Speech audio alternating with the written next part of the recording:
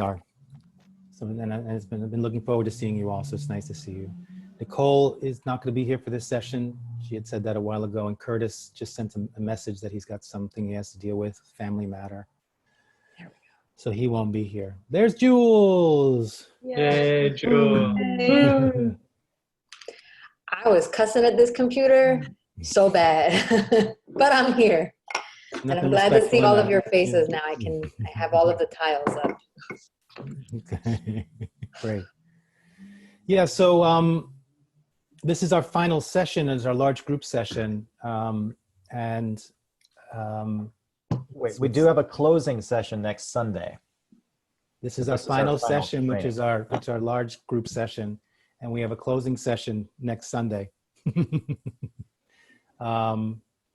which is a closing session, and also have a coaching session still as well to help you. And from what I understand, from what I've been hearing, that you've had a chance to work in your work groups and just start doing some inventory for yourself in terms of how this process has been. Can you imagine we started this, what, June 10th or 11th or no, 18th, 17th?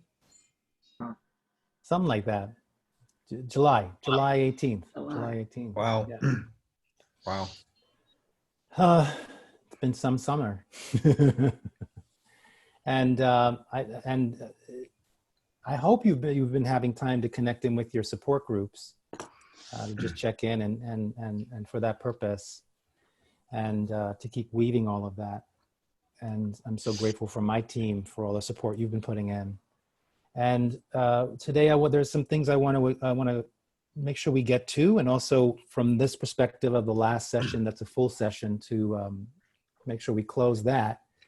And just to let you know that with the closing session, it'll be more just a check-in, final summary, give you a chance to share what this process was for you, and to present your authentic story. I've decided to, what happened to your nervous systems when I said that? What, today? No. What? Not today. No, I said the closing session. Okay. Yeah, I'm talking about the closing session, which is October 4th. To present that. It shouldn't be more than 2 minutes.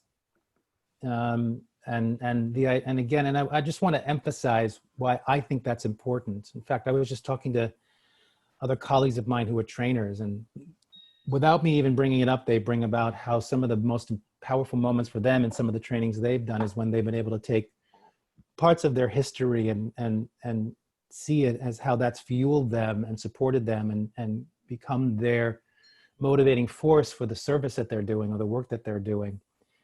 And why that's important for me, whether you want to call it a hero story or a heroine story or heroics or authentic story, I think the more we share stories like that is helpful, because I think right now so many people are just feeling so powerless and bogged down by their own trauma and by their own history and by circumstances. And it may not be a concept to them that the challenges that they've had, they can find a way to dance with them, heal them, and turn that into their greatest gifts as a way of being service and support. And so a way of helping people realize that is to be able to share this story, your story. And I talk about in my story about growing up pretty volatile. I think I've told all of you that there was a time when someone threatened to blow up me and my sister. I never said, did I ever bring that up? Some of you. Again, to bury that one deeper. Yeah, right. Again, Jules, this stays within us, yes? Stays within us? I know, yep. I don't bring that up all the time, but I'm bringing it, but just to make the point that I've found a way to turn that into a way of, of working with people. And so has my sister. And it doesn't make us special. It doesn't make us better. It doesn't make us unique. It's just what we've done. And we're all capable of that. And sometimes people just need a prompt to see, oh, I can actually see my challenges as something that I can spin into something that can be of benefit. For some people that's natural, for some it isn't. And so that's the reason. There's a purpose for that. and as part of this thing of wanting to be part of a movement to help empower others. And I think it increases to this level of credibility from a kind of leadership that I'm trying to model, and that respectful confrontation trainers can model, which is this idea of power and vulnerability. That there's a way of sharing and revealing, and that in this way of just showing more vulnerability and transparency, you're instantly modeling to people, wow, someone in authority, right? So that's the power of it. As soon as you're standing in front of a room or sitting in a group and you have been designated, I was gonna say diagnosed, designated leader, the nervous system just instantly kicks into that someone of authority. And whatever their relationship is, right? That's their trauma history. Whatever the relationship is with authority, whether they're gonna project fight on you or whatever, they're gonna create a story. And then to be able to see, wow, that's a person who is a leader and can still share stories like that and can still show how they've found their way. They can just rest more into, this is gonna be a safe space. And that is the biggest part of it. It's just effective, if I may say, from a perspective of teacher training. It's a good trick in a way, without it being gross in terms of trick. It's just a great way to gain credibility quickly and get people into a state of, I'm ready, I'm open and more receptive. And I think that actually the power of it by doing it on next week is to be witnessed and sharing your story, is to be witnessed by people who love you and respect you and care about you, and to do it in a safe space and to share it from that place and to be celebrated for who you are. What a gift your resilience and your power and your skills and your uniqueness that has got you to this point, when maybe so many haven't been able to get to this point in your family history or in your, all of that, or just people in your immediate circles or just generally. So it's a great way, I feel, to end a process like this, is that we get to celebrate you and witness you and support you. Are there any questions on that? Any questions, the part of you that is like, what if I don't get this right, that just needs more guidance or more information? 2 minutes seems so short. I don't want it to be longer because I'm nervous, but I'm just a little bit confused by that. So let me tell you a secret, Anika. Yeah. No one else. I say 2 minutes because everyone takes 5 to 10 minutes anyway. But if I say 5 to 10 minutes, they'll take 15 to 20 minutes. Okay. So if I say 2 minutes, then yeah. You got it, Anika? You got it? Yeah, I don't think it needs to be more than 5 minutes. And in a sense, the practice of it, if you feel like you want to work on your focus pillar, the more efficient you can be in the story, the more power it's going to have. I mean, that's just that's a fundamental thing that I believe, and that's, I think, a fundamental thing that I've always said with respectful confrontation. The less words you say, the more power it has. I don't always exercise that. You all know me for using a lot of words, but we can just pass on that wisdom, whether I do it or not. Anyone else?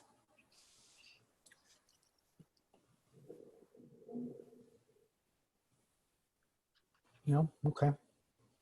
I'll just say one thing about my learning and process is adjusting the level of vulnerability to the room. And there's a vulnerability that's appropriate with business people who you've never met before. And there's a vulnerability that's appropriate in this group. I hope you feel the invitation that you can go with this group as far as deeply as you want to go. And there's other groups that I'm learning that I can still be vulnerable without sharing certain elements of my past or my heart, and it's still vulnerability. Yeah. Yeah, thanks. Yeah. I want to add that this is an experiment, and it's an evolving experiment. I've never told my hero's story the same way twice. And so it's an opportunity to try a draft on, knowing that it will likely evolve. It's not like you're going to do it and then you're set in stone with that story. So Thank you. Yeah, good wisdom. Anyone else?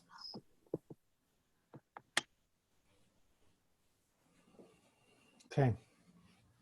So let's start. I'm going to lead you in the core exercise. What I would like you to remember, actually, you know me, I say I'm going to lead you in a core exercise and then I do a teaching, but to put it into context, yes? So know that when I say I'm going to lead a core exercise, I'm going to give a teaching. That's the one thing. That is the one thing. Is the one thing. What'd you say, Tori?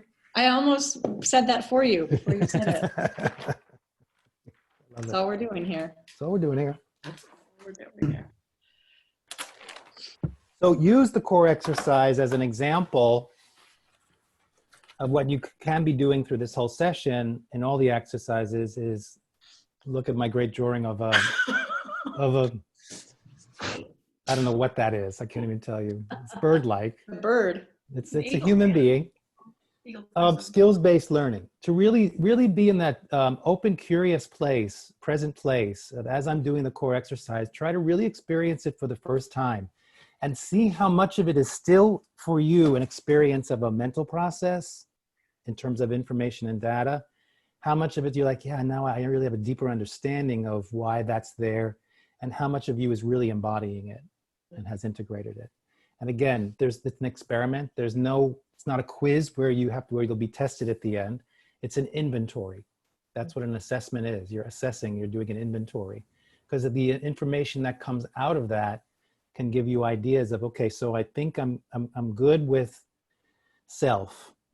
I'm still not really as strong with understanding or embodying surroundings, right? So that you have an idea of where you can go in your own next steps with the practice. So what we're going to do now is called the core exercise. It's an exercise that, as I see it in the respectful confrontation method, encapsulates the whole process. That if you've embodied this one, then you get all 4 parts of the method. And that it's a way of cutting through the confusion of our time and of being, whether we're in right relationship with ourselves, surroundings, and others. And the core exercise can help us really, like a light beam, cut through that we can be back in connection and presence with ourselves, surroundings, and others, cutting through the obstacles or confusion or obscurations that are keeping us from that.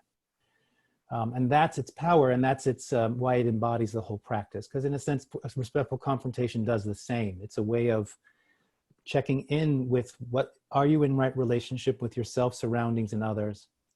And from that, doing an inventory, and where you are in right relationship, just check that off. Today you're in right relationship. You may not know what it is tomorrow, but today you are. And the areas where you're feeling, I'm not really in heart resonance or connection with myself, surroundings, and others, then there's a confrontation there somewhere. And that's how you measure it. And the core exercise and/or the 4 parts of the practice can help you move through that to get to the core of the issue, so that you can be in right relationship. Remembering that is the essence of respectful confrontation, being in right relationship with yourself, surroundings, and others at all times. Not that you have to get there, it's something you want to attain to, attain to. You want to attain, period. Period. You want to move towards and attain. Got it. And what it's helping you do is to cultivate more of a sense of awareness, meaning more of a sense of your awareness of the present moment. You're always in the present moment. It's just helping you remember that, helping you remember that you're always connected to yourself, your surroundings, and others. It's just helping you remember that in every moment. It helps you ground and get centered. And so to do that, we start with what we call power sit. It's finding a way of sitting where you can have, because in this practice, when you feel like you're getting a mastery of it, you can choose into on a moment-to-moment basis, moving through the world with presence, awareness, balance, and flow.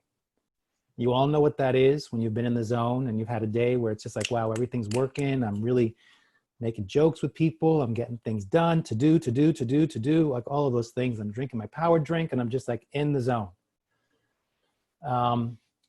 What this practice does is gives you the opportunity to be in that on purpose, as opposed to, damn, I wish I could have a day like that. So it helps cultivate the presence, awareness, balance, and flow. So in that, we sit in a way where the body and your whole sense of being can be in the most sense of balance and flow, as opposed to contracted or out of balance. So that's why we cultivate power sit. So we're sitting in a way where we're not at the edge of the chair, or we are at the edge of the chair, not slumping, which breaks the energy or the flow of the spine. We want the spine to be open and free. So we're sitting in a way where our spine is straight without being rigid. It may feel like it's uncomfortable and there's tension simply because you may not be used to sitting that way. So just know that your muscles are like, what's going on here? This isn't how we usually sit. And the more you do it, the more you create the neural pathways where it becomes a familiar way of sitting. Also elongating from the back of your neck. So you're tucking your chin in a little bit, because the tendency is to lead from the chin, scrunching the back here. We want to keep this open. You relax your jaw, relax your shoulders, relax your belly, remembering that gravity is a very powerful force, and whether you know it's there or not is always bringing you closer to the ground. The more you work with gravity, the less you have to waste energy working against it, a way of conserving energy and using it for other things. Being aware, coming in contact now with your center. In your lower belly, the width of 3 fingers below your navel, a third of the way into the body. Your center of gravity, creativity, impulse. And I would say where your personal power resides, and your center of awareness. According to Taoist philosophy, your center in the lower belly, the dantian, is how you perceive reality. Your heart, or the middle of your chest, is where your consciousness or mind resides. And your brain is the transmitter of information in and out. So bringing your full attention to your center. So we cultivate a deeper level of listening, of awareness, and deeper listening that goes beyond the eyes and the ears.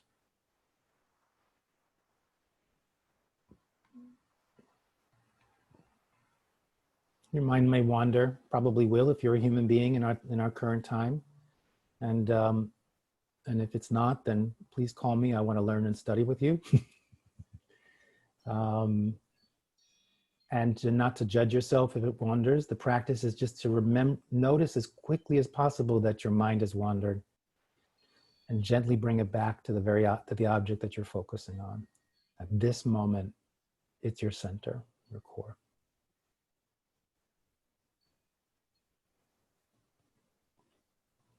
From your center, becoming aware of the parts of your body that are connecting with what you're sitting on, and the floor. Your contact points, something you can always rely on if you tend to have some issues around PTSD and flashbacks, or just high levels of anxiety, disassociation, or disconnect. To train yourself in those moments to remember again, my feet are on the ground.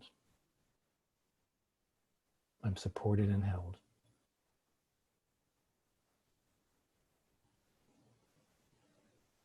So let yourself be held.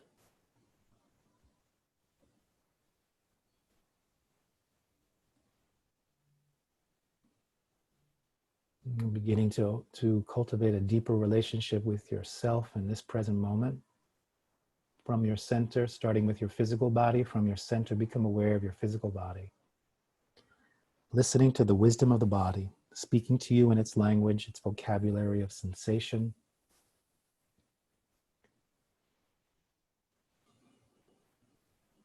Heart rate, breath, tension, relaxation, temperature, sweat, moisture, tingling.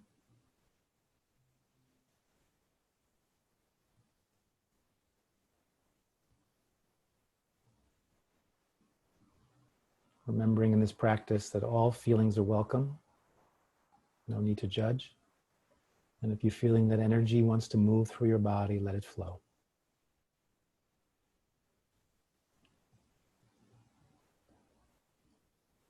From your center, become aware of your emotions. Considering that you have perhaps hundreds of emotions or dozens of emotions flowing through you.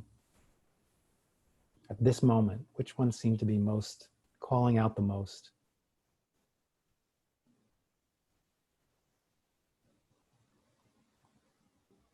Be curious about that. Why these emotions?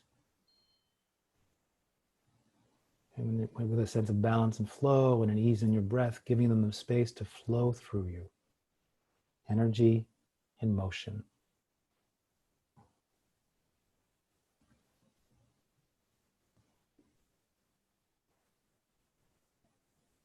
From your center, become aware of your thoughts.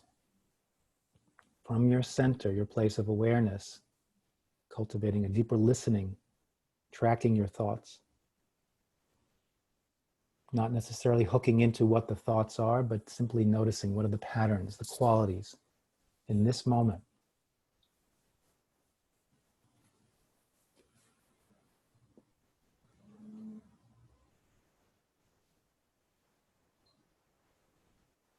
From your center, maintaining a connection with your center, a place of personal power, integrating that and connecting that with the heart or the middle of the chest, where your heart power resides. Compassion, courage, connection, understanding.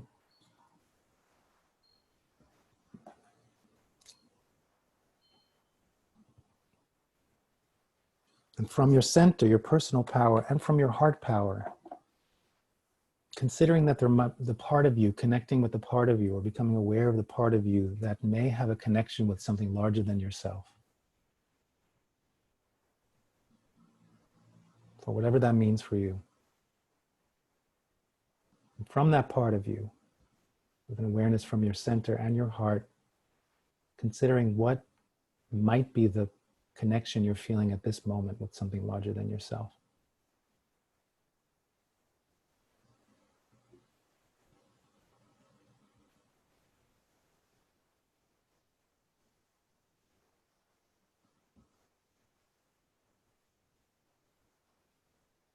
Now that you've taken the time to cultivate more of a connection and a more of awareness of yourself in this present moment, physically, emotionally, mentally, spiritually, from your center and from your heart, take a full deep breath in through your nose and out through your breath.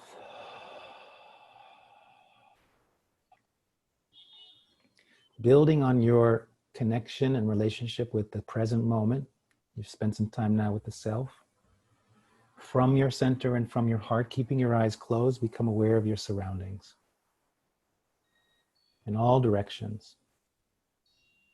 Which directions seem to be easiest for you to connect with? Probably in front of you, to the sides. Can you open up your awareness and your sensing to the back of your body, above you?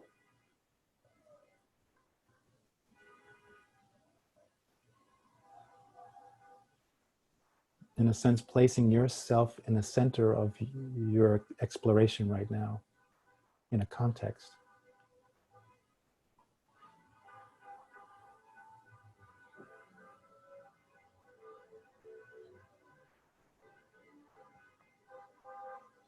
How might be sounds influencing you, or the space itself, or objects, or smells.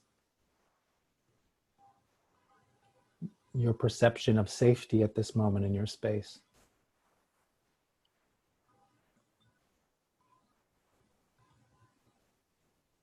What does the silence sound like?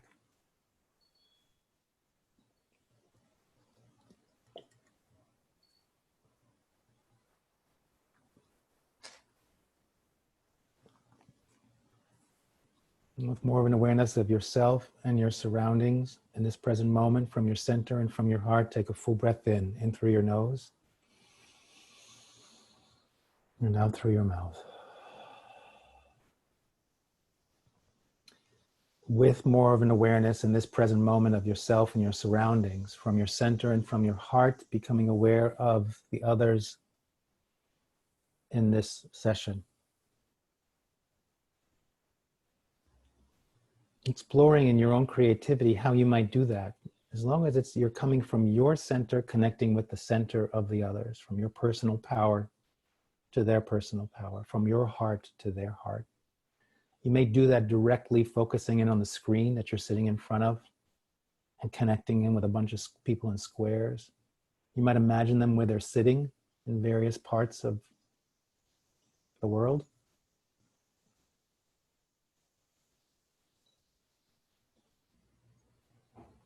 How might these people at this moment, how might you be influenced by them?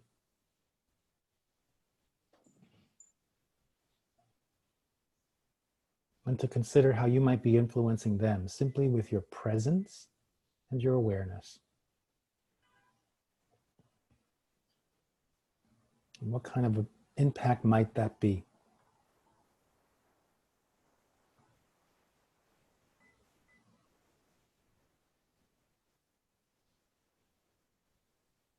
Allowing energy to flow and emotions to flow. Just to consider, what does it mean to connect with someone with respect and honor from your personal power and their personal power, from your heart and their heart?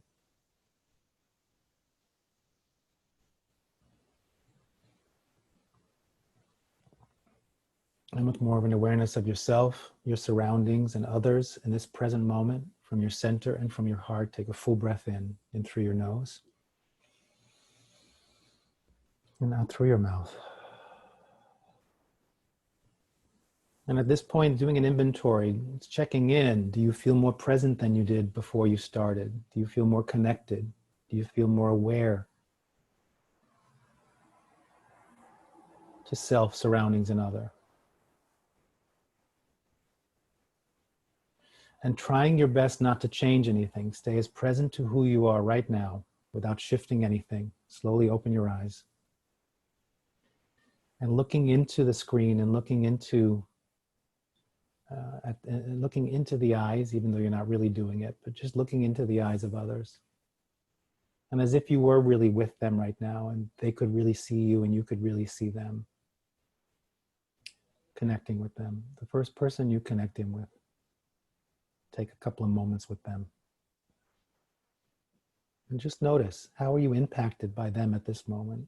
And how might you be impacting them? Even though we're not using eyes as a direct way of experiencing, how are we directly experiencing each other from our hearts and from our personal power?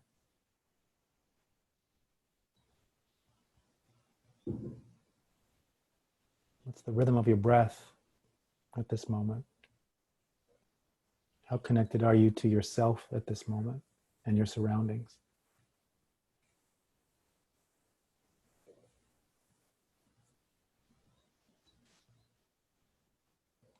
Let's take one final breath together.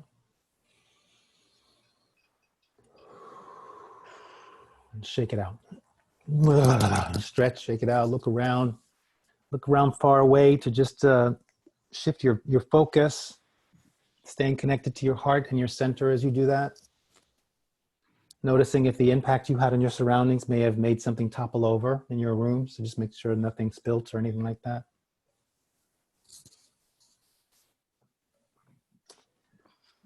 Okay, so let's do a check-in. Let's do a two-level check-in. How was that experience for you as a participant? And how was that for you as someone training and learning how to facilitate or to master this exercise? Either or both.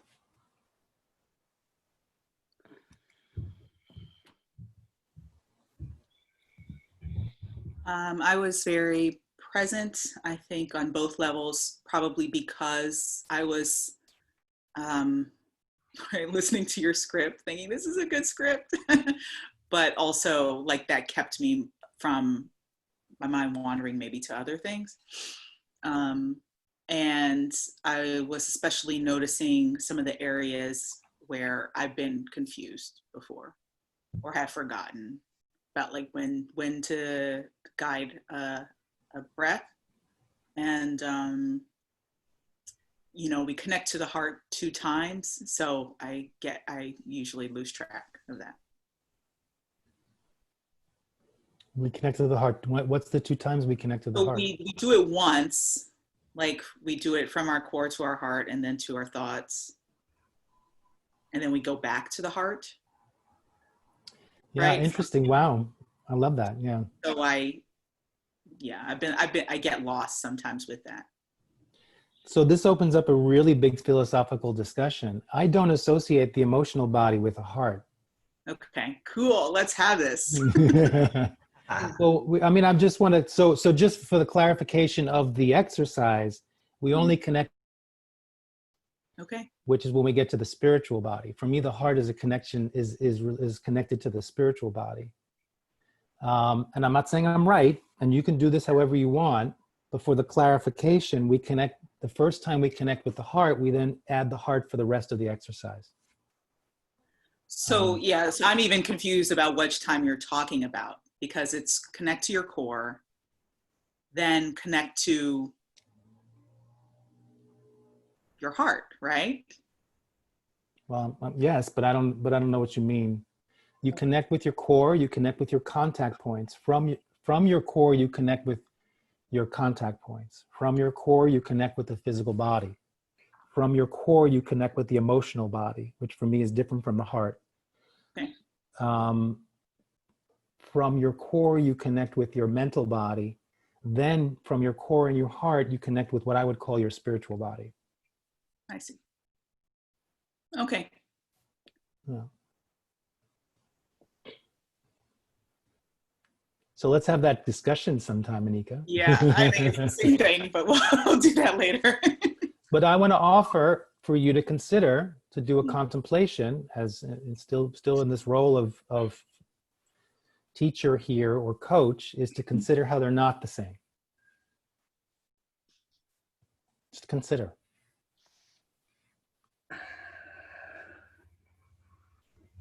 Yeah, you know, I get that like the mind might not be up here, right?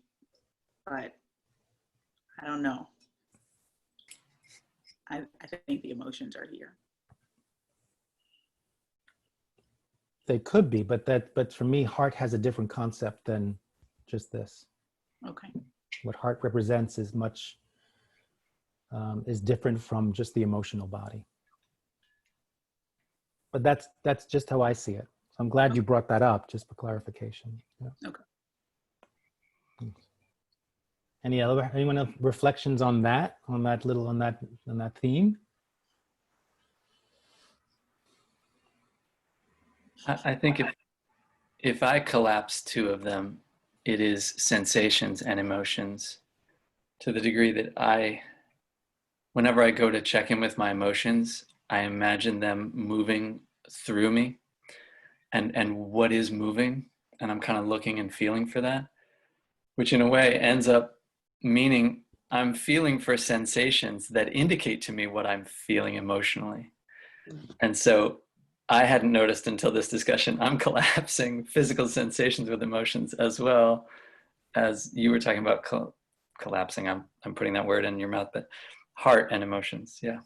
So Fascinating. I'm definitely doing those things twice, basically. Feeling for sensations, feeling for emotions via sensations, and calling it 2 different things. Yeah. So there's exploration there for sure. Well, interesting, Brandon, because I register emotions as sensations in my body.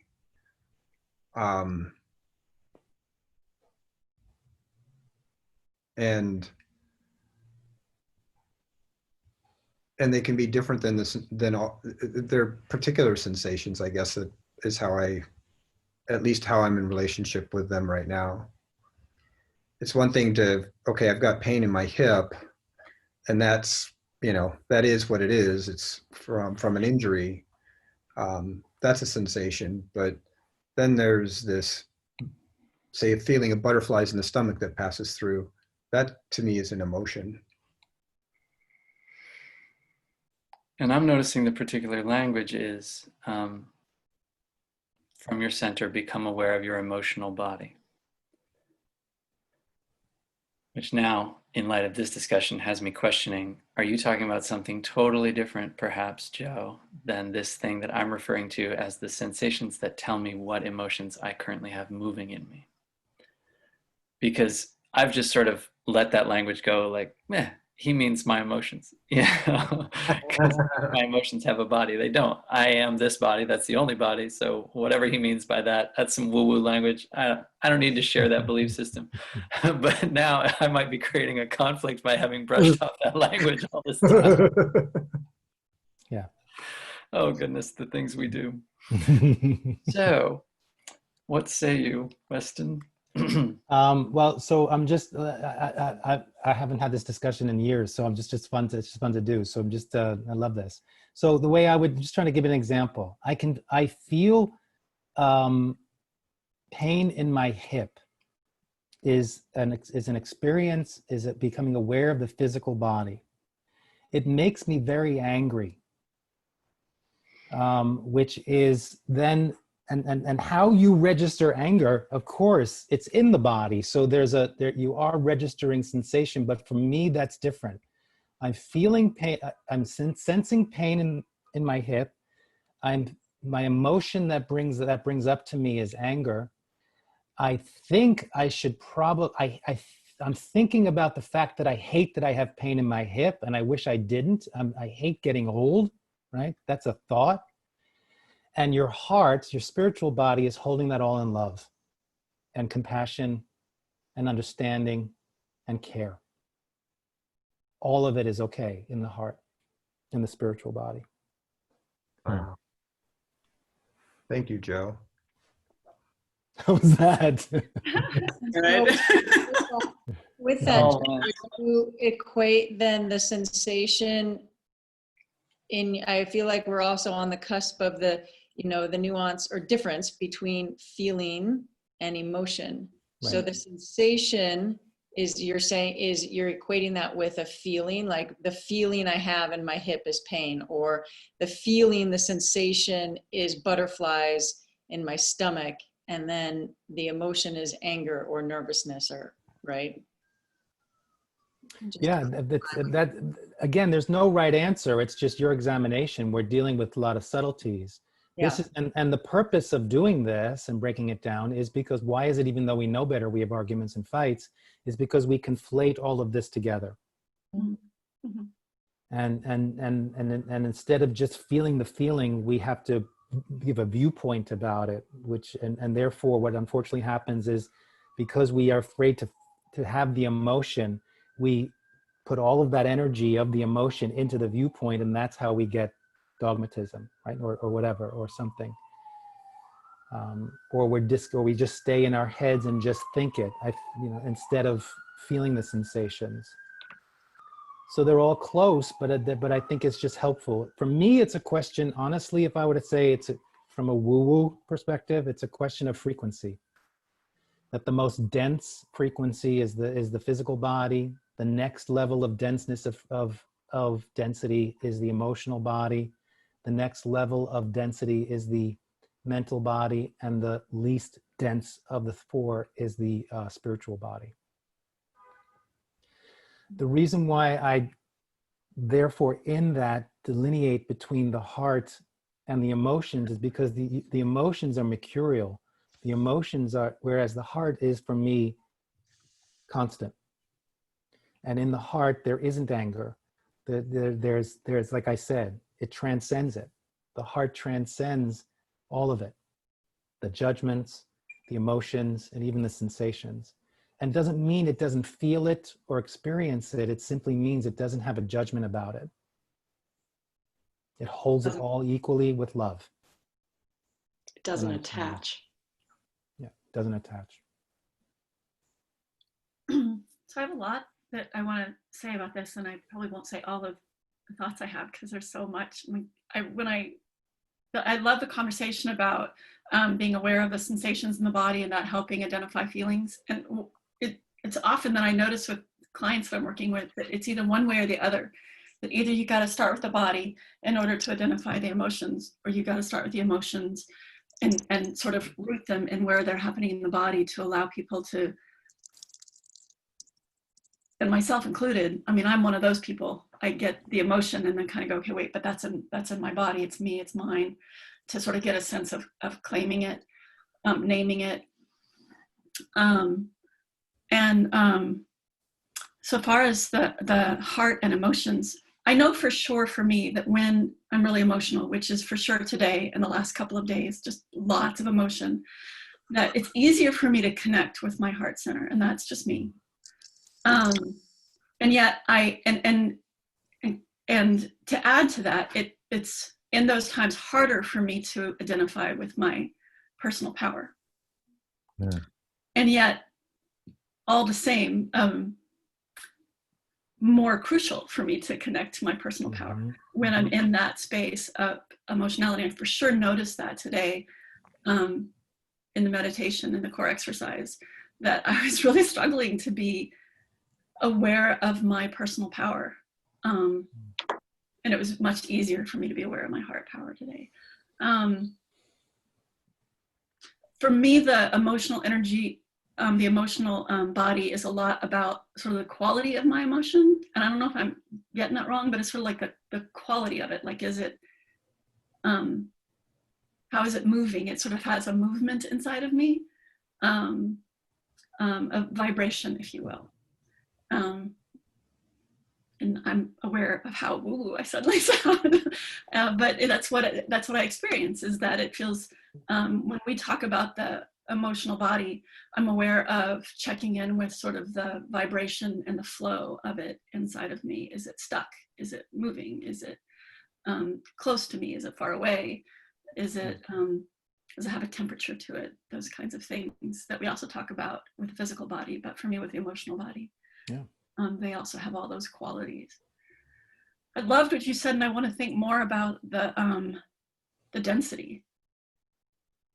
I don't totally get that, but I kind of do. But like to get it more. It may not need to be gotten here. Yeah. Right? You can just feel it, and feel it in your heart, feel it in your body. I want to spend some time with it. I would say thank you, Cindy, so much, and I just want to say it because I think it's important. If we don't say it, then the habit stays. There is absolutely no reason for you to interject at any point in what you're saying. I hope I'm not getting it wrong. No. There's just no reason to. You can't get it wrong. I mean, I can't figure out a reason why you can get it wrong. So, just sharing that. Thank you. And I think we all need to call each other on that, about how we're holding each other back from our wisdom and our power and our gifts and the effect we can have, and also and how we harm ourselves. That's the tragedy about trauma and patterns that we have, is that the person who the person who perpetrated it is no longer perpetrating it. They may not even be alive. We're doing it for them. And that's going to continue until we confront it with love and compassion and say, you know what? I want to try something different. So the more we call each other out on that, that's, oh, there's no reason for you to say, I hope I don't get this wrong. You can't get it wrong. Now, if you were teaching us how to fly a plane, then I would be concerned, right, that you might get some information wrong. Seriously. And I wonder to consider what you just said, is that when you feel more emotions, it brings you into your heart because you're not as much in your head. So it's not necessarily that the emotions are triggering more heart. It could be, but it's that the emotions are getting you more into your physical body and your emotional body, and not in your mental body. And that what you're noticing then, because you're no longer in your head, you're suddenly aware of how much you're not connected to your core. So use that as an awareness. It's a different reframe. It's like, yay, I'm noticing that I'm more emotional and I'm in my heart. And yay, because it's making me see, not just now, but how maybe regularly I'm not connected as much to my core as I could be. And remember that this practice is not that you're in anyone more than the other. You have an equal alignment and connection with all three. That's balance and flow, presence and awareness. Is this helpful? Yes. Yeah. Yeah. Anybody else? Another couple of minutes and then we'll move on.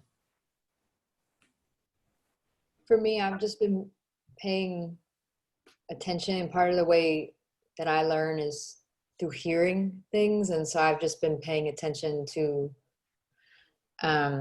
your voice, your cadence, like in intonation, and your tone, like your flow.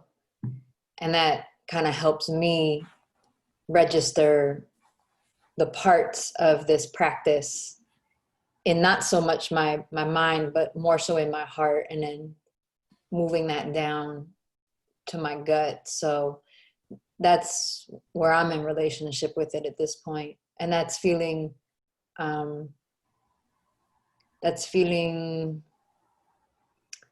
steady. I think that's the word that really comes to me around it. Nice, thank you. Mm-hmm.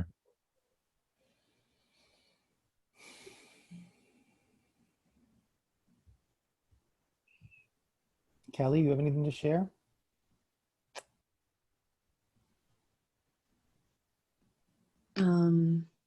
So from a learning perspective, and actually it's all from a learning perspective, but listening to you today, I appreciate a lot of the, I don't know, the extra words, the around various things. For example, the idea of, you know, having our spine straight without being rigid, and relaxing our, you know, our chin to elongate our cervical or our neck. And you shared more around, you know, just little things like, you know, our tendencies to be like this, and, you know, the way we are in the world. And so I just, that's a very small example, but you did it a lot in the beginning and then throughout. And I appreciate that a lot, and that's helpful for me. And the other piece I want to share is my experience of today's practice. I was sharing with my work group yesterday that the contact points for me have been a tremendous of the core exercise. There's something about those contact points for me that's made a significant difference. And today, you know, the idea of, you know, sending that message to our nervous system that we are held and we are supported. For me, what came up was this idea of, I can allow myself to be held and supported. And that word allow, it just changed my experience of it today. And it provided me something, and, you know, I'm in this kind of funky space right now, but it provided me a way to rest that allowed emotion to flow through me, and also a connection to earth. I would say there's something. And then I just had this different experience of just feeling, we're talking about resonance or vibration of the earth and of humanity right now, and also the surroundings. There's a different level or a different plane of existence that the surroundings are, they're all here. Everything is here, and feeling, you know, and it's not necessarily sadness, or it's just a lot of various emotions that are just floating through right now, and just being open to that. And so I'm loving my contact points, I'll say. And the idea of allowing myself to be held. Do you want to do a little bit of work, Kelly? No? Just do a little bit of work on that? Sure. Are you sure? Well, I love and trust everybody here, so I'm, so yes. Can you just move out so that we can see your, I can see your whole body? And I'm riffing off of this from what we were exploring up in Massachusetts.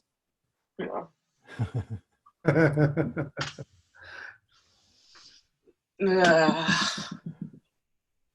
You don't even know what we're doing yet, so. No, I don't. But So you decide if you want to do this sitting or standing.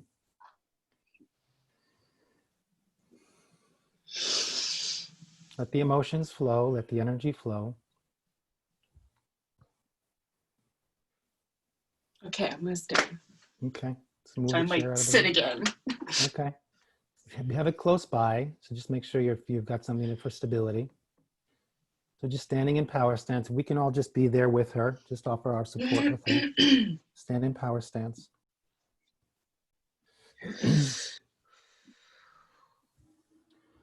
Knees slightly bent, feet flat on the floor. Elongation in your spine. Elongating from the back of your neck, tucking your chin in, breathe into your center, breathe into your heart. Feeling the contact points. Yeah, hold on to your core, hold on to your heart. Feel the contact points, feel the feet. Feel the connection that you're being held and allowing yourself to be held by the floor of this house that you're in. The house being stably supported by the ground under it. If you know the name of the tribe of the indigenous people around you, just asking for permission to be here in this moment and connecting with the earth, or just an acknowledgement of their tending to this part of the earth for so long, so beautifully.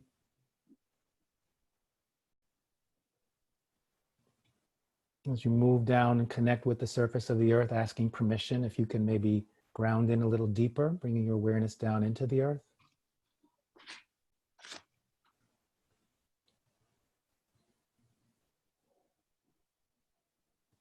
Keep breathing in through your nose, out through your mouth.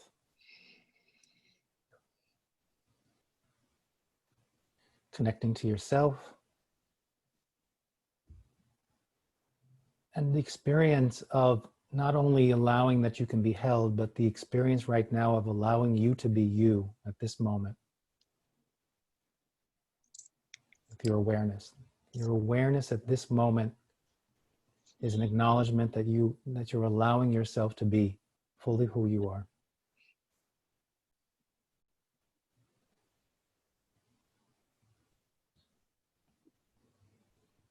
So you're breathing, bring your awareness to your surroundings,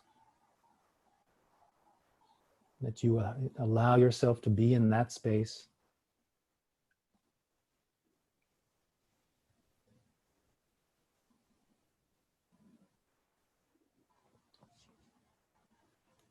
Make sure you're breathing from your center and from your heart, connecting in with us as allies, as support.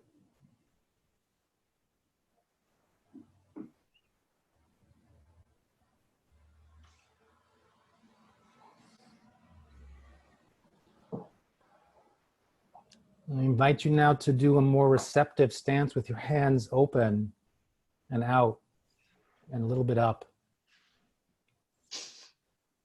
And breathe. And feeling your connection with the earth, and that all the energy flowing up from the earth through your legs into your center and your heart. Your hands and arms are an extension of your heart. Feeling the energy from above. And just take a moment, go with me, go with me here. Just acknowledging that your time that you were in Hawaii, and you've journeyed back to Boston, and giving yourself the allowance and permission to be here where you are now in Boston.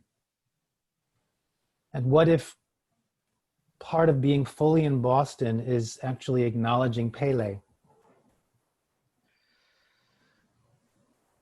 And just with your hands open, just asking, just offering, Pele, maybe it's possible for you to be here in Boston.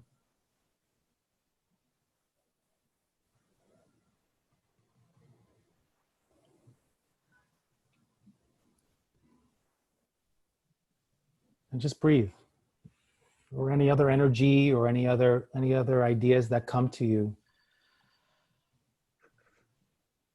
and your highest value of service, your highest value of love and compassion.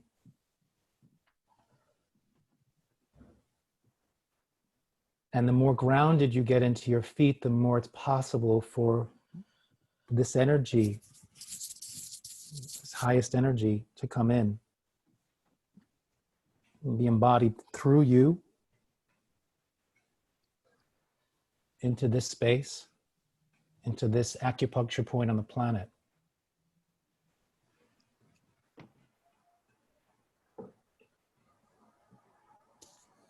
Give me a thumbs up or down if you're really feeling something. Okay. So just trust, you know this. This is your natural talent. You know this, to just be open and receptive and just let flow through once it wants to flow through. And from your core, from your place of personal power, will, and intention, to just, as you're letting this flow through, bring in what you're feeling about what's happening, what's unfolding in this country right now.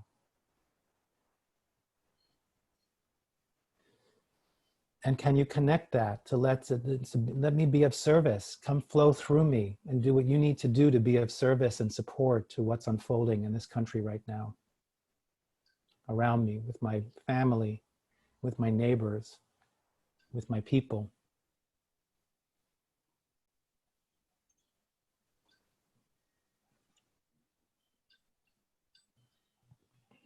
And just keep breathing. And always remembering and focusing your core and anchoring through the ground. And if you want to give it a voice, just see if it's just even on the exhale, just something.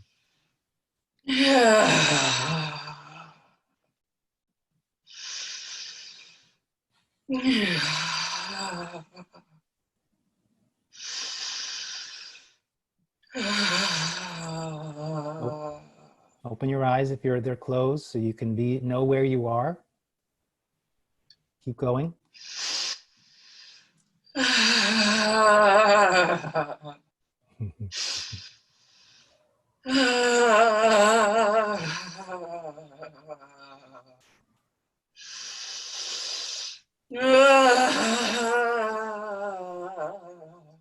Love, keep going.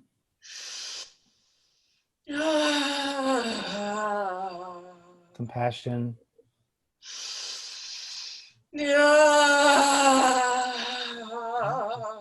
Wisdom.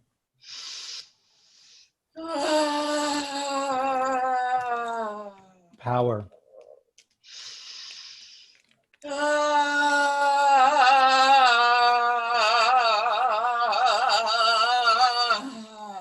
Fierceness.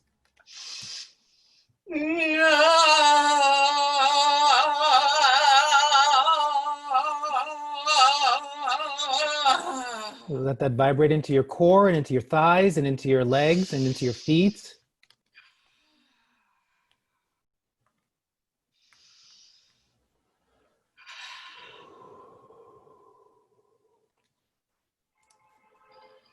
See if you can give it some words, just whatever comes, the first thing that comes from your heart.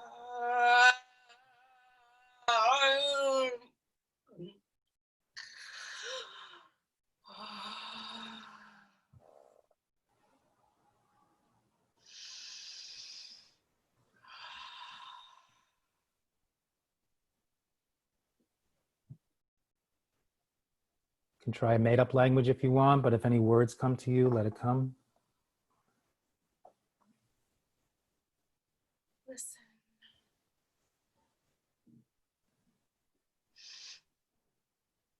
Can you say that again? Listen. Listen. Can we all say that? Listen. Listen. Listen. We're listening. Listen. Listen. Listen. Stand in courage. What courage? Stand in courage. Stand in courage. Stand Listen. in Stand in courage. courage. Yeah. And encourage. Stand in courage. Beautiful. Open. Open. Open. Open. Open. Open.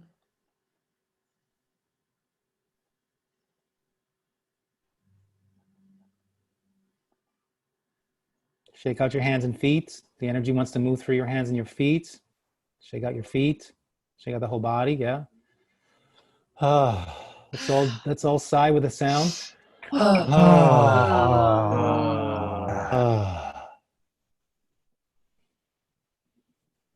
Okay. Can you just massage your face a little bit? Just shake your face, massage your face, massage the top of your head. So I'll do that.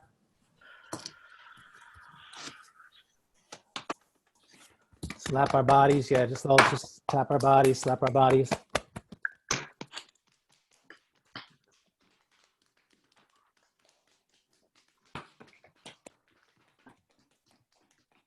Yeah, good.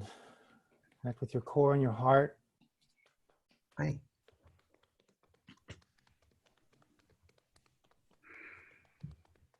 You want to come and sit, Kelly, or is there more?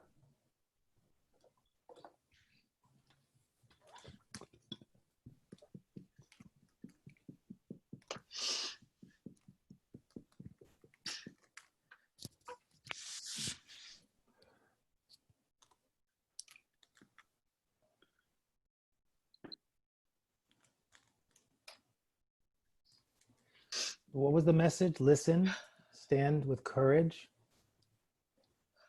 Open. And encourage. and encourage, open.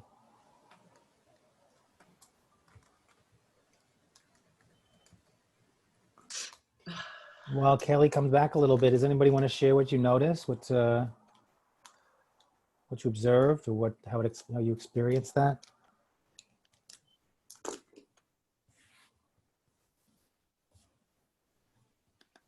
I felt it in my body. You know, as a voice teacher, I often tell my students about how, you know, we produce the voice in our body, and but like literally the sound waves leave our body, leave our mouth, and land on the eardrum of another, but also through mirror neurons, right? We feel also. I think it's good for, again, I think it was, and Kelly, what you notice is what I usually do, and I do it a lot in teacher training, is I'll over instruct. I'll give I'll go into a lot of things that I don't usually do, just to give you more context, more depth of what you're doing and why you're doing it, to help you weave it. And even if you don't say it to a group, if you were to do this with a group, you have a deeper resonance with it because of that context. So, you know, and I think it might be good, Todd, that we can snip this out, this core exercise, and pass it on, just so people can use it as a reference point. So I tried. Somebody kind of, Anika implied that she really wanted that. Yeah. Yeah, I think I did it on purpose so that we have that, and that you can study it. You can just study it. I actually want to get into some confrontation work, but I want us to do some physical practice first. So I want to give a little teaching, just sum up what we've been doing afterwards, but I want to get into the physical practice first. So that wasn't so bad, huh? When I said we're going to do the core exercise, and we went pretty much right into it. See, that gives hope. That gives hope that change can happen, that anything is possible. All right, so let's stand up.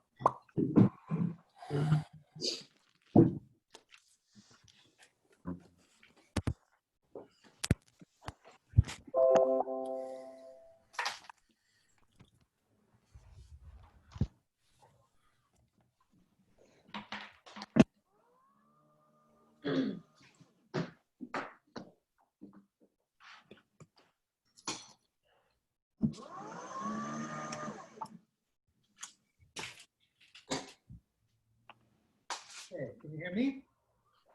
Not really. No? Yes. Yes, I can hear you. I can hear you. I can hear you. All right, so starting with power stance. Do an inventory again if there's any questions you have to ask now or afterwards. Standing in power stance in the middle of that foot, spreading the feet out evenly on the ground, knees slightly bent, elongating the spine, also from the back of your neck, shoulders are hanging. Jaw relaxed. And one thing to remember is that you want to start training yourself to have your weight exactly in the middle of each foot. Feet are pointing forward. You want to train yourself to feel 50% of that each leg is carrying 50% of your weight. You want to feel your core hovering over your pelvic bowl. You want to place your heart over perpendicular plumb line directly over the core, the middle of your brain directly 190 degrees above, or just a straight vertical line above your heart.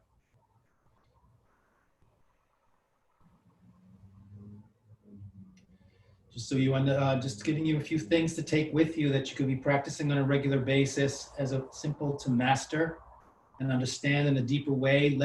Remember what I always say, when you start doing these practices on a regular basis and with real full awareness, or as much as full awareness, the exercises themselves become your teacher. So even just power stance, there's more teachings for you to learn from just standing in this. And if you can stand in this for 4 hours, believe me, you're going to get some good teachings.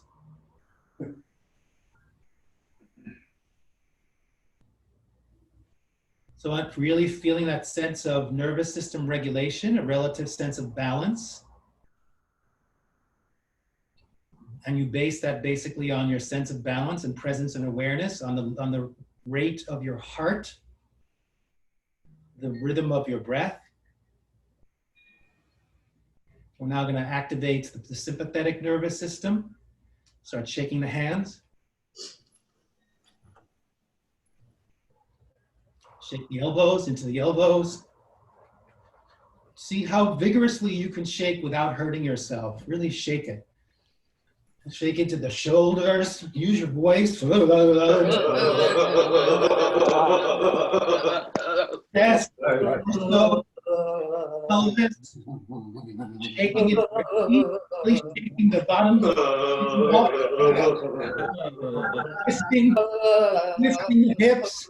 Go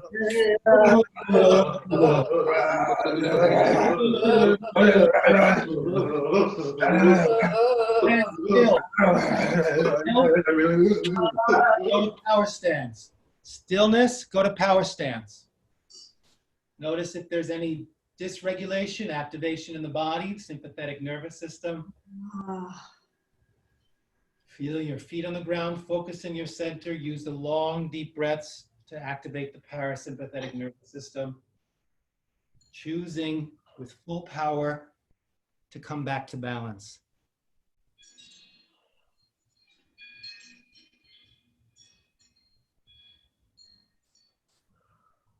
See how it works when there's a dog playing with you at the same time.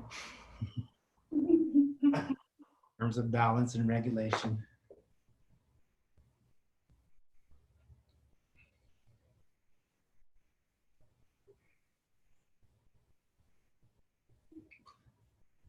In through your nose, out through your mouth, letting energy flow and emotions flow. Okay, open your eyes, shake your body a little bit, softly. I want to play with the 4-part practice where you get to play with all 4 pillars. But I want to do it in a way where we kind of dissect it and then bring it together. So let's start with grounding with elephant walking. If it isn't yet ingrained in your system that you place the foot with no weight before you shift, you've got work to do. Just letting you know. That is the key. If you want to know what the key is of elephant walking, it's training yourself to place your foot without weight before you shift. So practicing with yourself right now. If you really feel like you've got this, and you maybe want to stretch yourself to the next level, try to see how deep you can bend in your knees without hurting your knees, without straining your knees. And if you and another way to really take the practice to the next level is that as soon as you establish a height, you stay at that height. You don't bounce up. You don't even go lower. You stay exactly at that height. Being aware that the rhythm of the breath doesn't have to correspond with each step, that you're breathing in through your mouth and nose and out through your mouth slowly.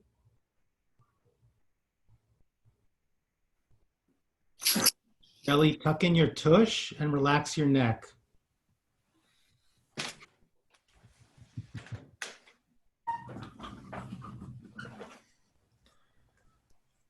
Feeling the water quality of grounding. Sense of flow, fluidity.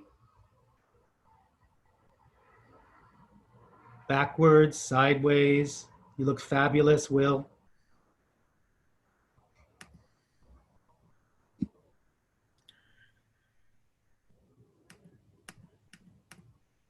And if you want to also see if you can take this to the next level, see what it would be like to do this as slowly as possible.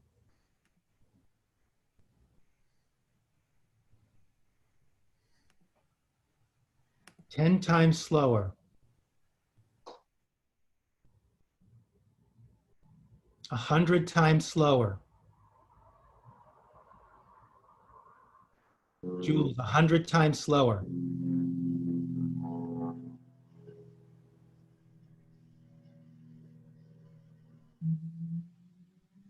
Shelley, 50 times slower.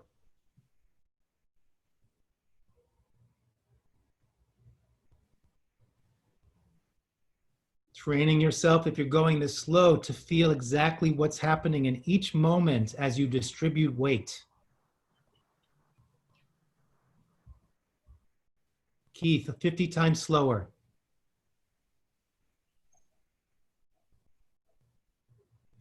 Notice in this, and going this slow, what's going on with your breath. Are you creating tension in your body because you're doing it slow? Can you still stay as relaxed and soft as you would be if you were maybe moving more quickly? To notice that in the slowness, how much you're contracting different parts of the body without, and maybe don't need to. Tori, 50 times slower.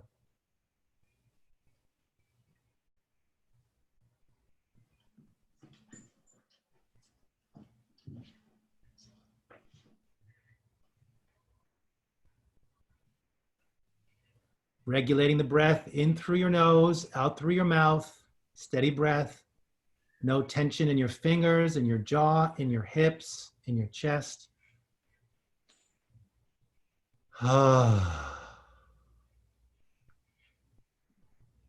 Speed it up a little bit more.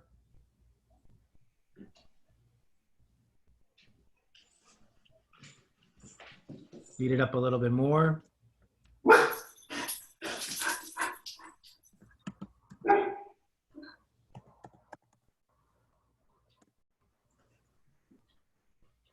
Finding your flow a little bit more. Slow and steady building of flow, fluidity. A little bit more. More quickly, even more quickly. See if now you can start moving yourself towards even faster, going in all directions. Still keeping the principle of placing the foot without weight. And see if you can speed it up to the point where you're almost on the brink of running, but you're not running if you have enough space. Notice again, as you speed it up, what happens to your breath? Have you contracted your breath? Do you still have slow and steady inhalations and exhalations? Is there still fluidity and flow? Are you creating more tension now that you're going faster? See if you can release that tension and keep it as loose and fluid as it was earlier. You're just going faster. The only thing that's changing is the speed. The breath is the same. I understand you don't have a lot of space, but if you have more space, you can practice this. That you get to the brink of running, but you do that without tension. And with the same fluid, slow breath. Great, shake it out. Shake it out. So I've given you some more things to add to your elephant walk practice. The idea of the extremes of slow and fast is that we tend to contract because we get into our heads and we tend to cause tension there. And we have to train ourselves that even in the slowness and even in the quickness, it still is loose and fluid. And at the same time, even though it's slow or fast, we still have the same rhythm of the regulated breath. That's part of the training. That's part of the water-like quality of the breath. Can be like a water, like the waves of the ocean. That's the water element in grounding. So let's go on, and if you have questions afterwards, you can ask them if you want to make notes of any questions you might have. But I want to go on now with focus. Remember, we did this, that we want to try to be as efficient in our movements now that you've done it a while. When you first learn this, you just want to get it out, right? You just want to learn, you want to help people and yourself to not be contracted or afraid to get that voice out, to be that focused, to be that assertive. But once you've got that, then it's about consolidating and irrigating and conservation of energy so that you can do a hey, and it's efficient. You get the result you want, and you've used as little energy as possible. The power of it is in the focus, not necessarily in the strength of it. So remember, the impulse is coming from the core. 5 steps, clear communication, your connection with self, connection with the point you're focusing on, your intention to want to hit that spot. You hit it, hey, and you wait for a moment to see if the message was received. Then you start over. Hey. Hey. Hey. Hey. Hey. Hey. Hey. Hey. Hey. Hey. Hey. Hey. Hey. Hey.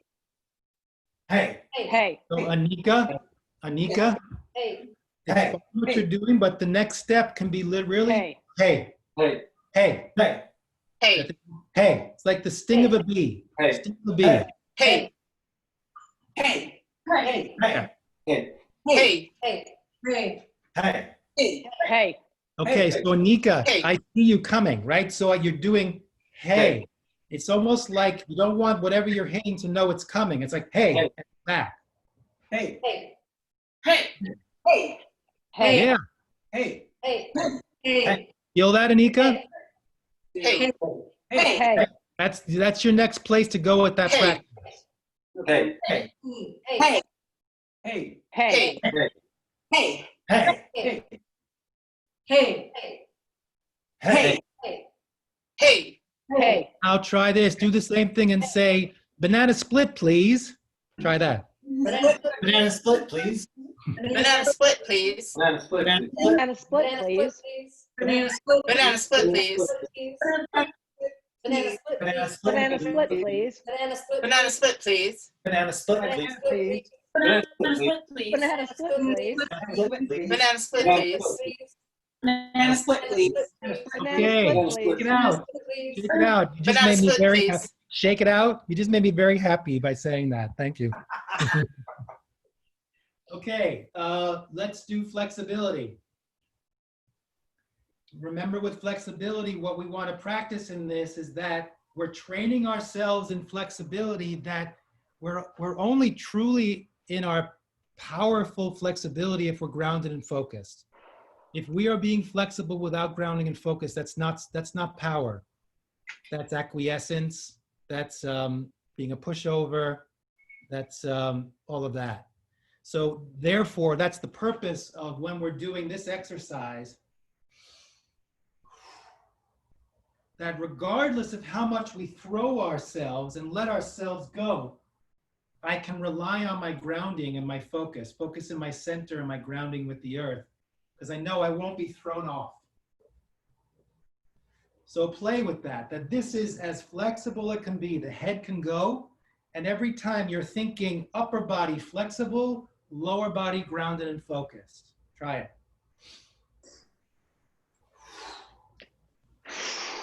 To the point where you think you might fall, that's where you really start testing it. If you're staying within your comfort of not falling, you're never going to really test your empowered flexibility.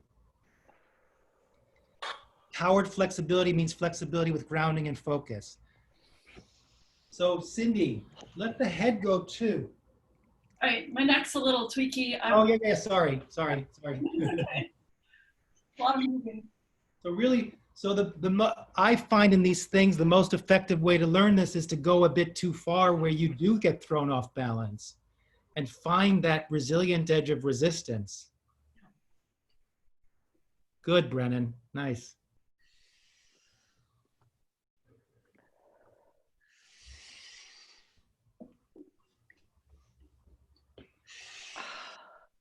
And what you're doing, keep going. You're breathing in with your first impulse, you breathe out as you come back up as you recover. What you're training yourself to do is that no matter how much you get thrown off, you can come back to recovery. No matter how much you get thrown off, you come back to presence and connection. We're going to get thrown off, certainly in these days. So what the flexibility teaches us is not that we never get thrown off, but that when we get thrown off, we recover as quickly as possible. Make sure you're breathing, breath in through your nose, out through your mouth. And what you're also, if you want to take this to the next level, to realize that that first impulse is all the energy you need to recover and get back. You don't have to add any more energy to recovery. You're simply using the force that's been thrown at you. That's conservation of energy.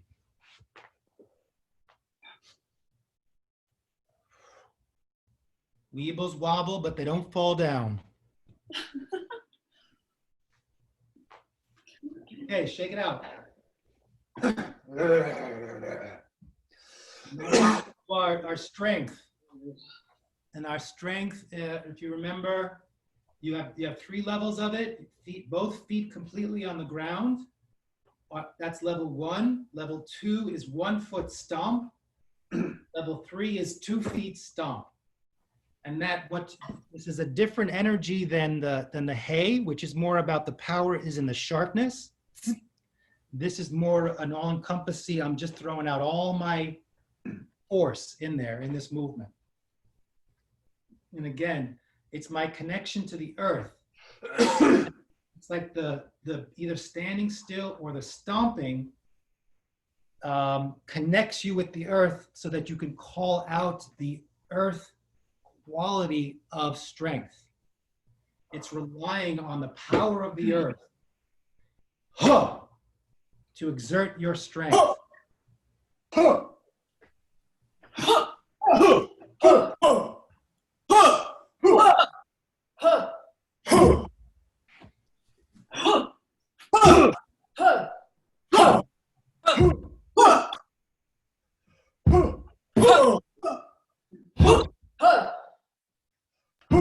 Getting all Hawaiian on us? Maori, you getting all Maori on us? Maori, yeah. Maori, yeah.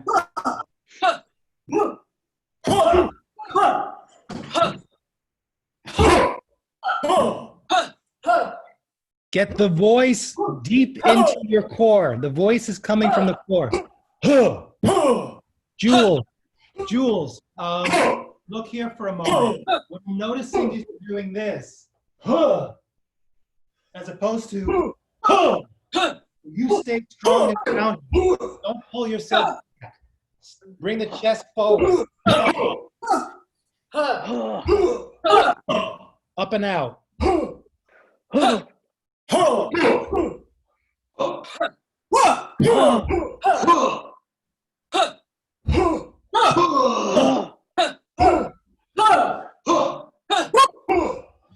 Jules,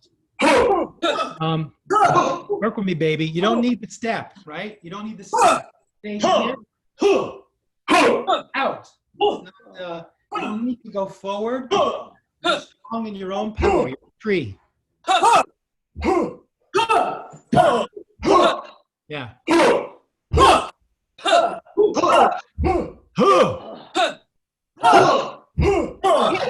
Jules, can you stomp in with 1 foot? You're stomping with 1 foot.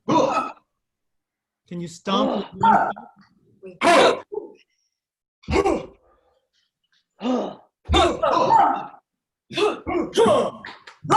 Hey, shake it out.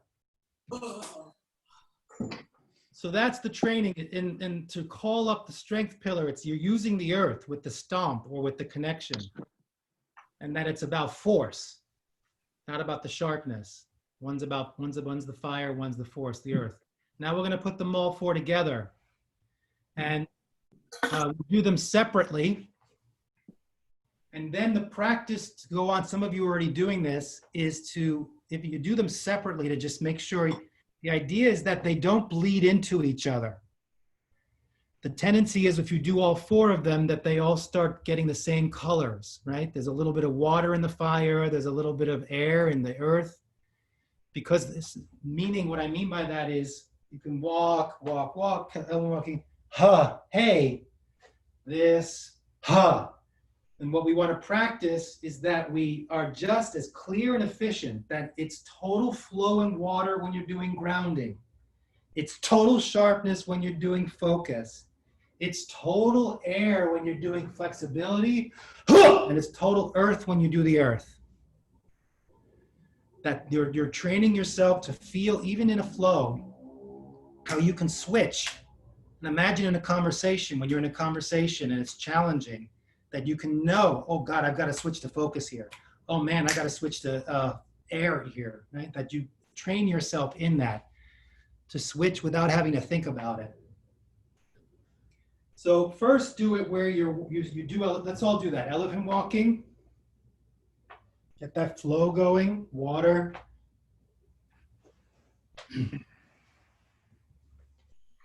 Great, shake it out real quick.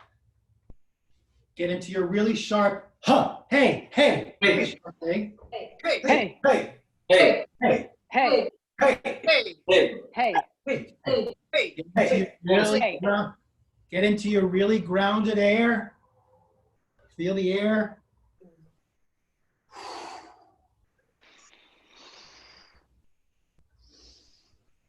And get into your earth. Okay, shake it up for yourself. Do it on your own tempo. So now what I would like you to do is to keep practicing. And that's the rhythm. It doesn't go, it changes, that's the order. It's grounding, focus, flexibility, and strength. So that you can feel for yourself. I'm doing grounding, I'm doing grounding, I'm doing grounding, I'm doing grounding. I'm preparing in my core to do my focus. I haven't done it yet. I'm actually doing what I would do if I had a bow and arrow. You have to prepare before you release. So as I'm doing my grounding, I'm actually preparing in my core that I'm going to do my focus. Hey! And then I immediately let myself be thrown off in my flexibility. And then in one of the rounds when you're recovering, the recovery brings you into your strength. Huh! So I'm doing my water, grounding, preparing for my focus, like I'm pulling the bow. Hey, that brings me into my air. And I start preparing in my air that one time when I get pushed, I'm going to use that force to activate my strength.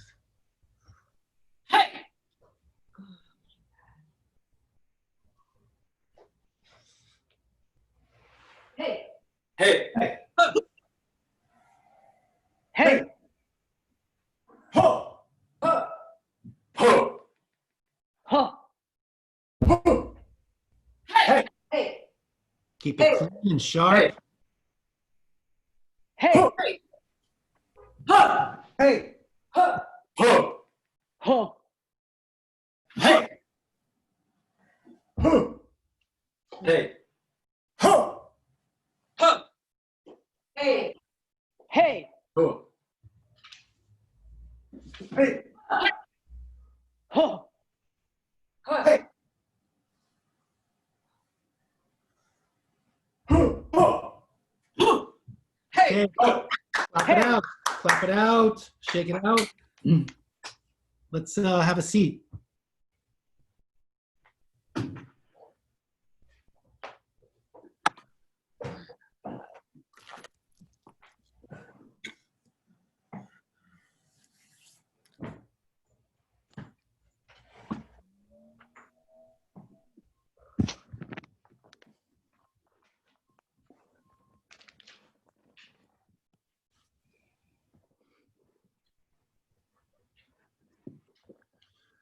All right, what questions, noticings?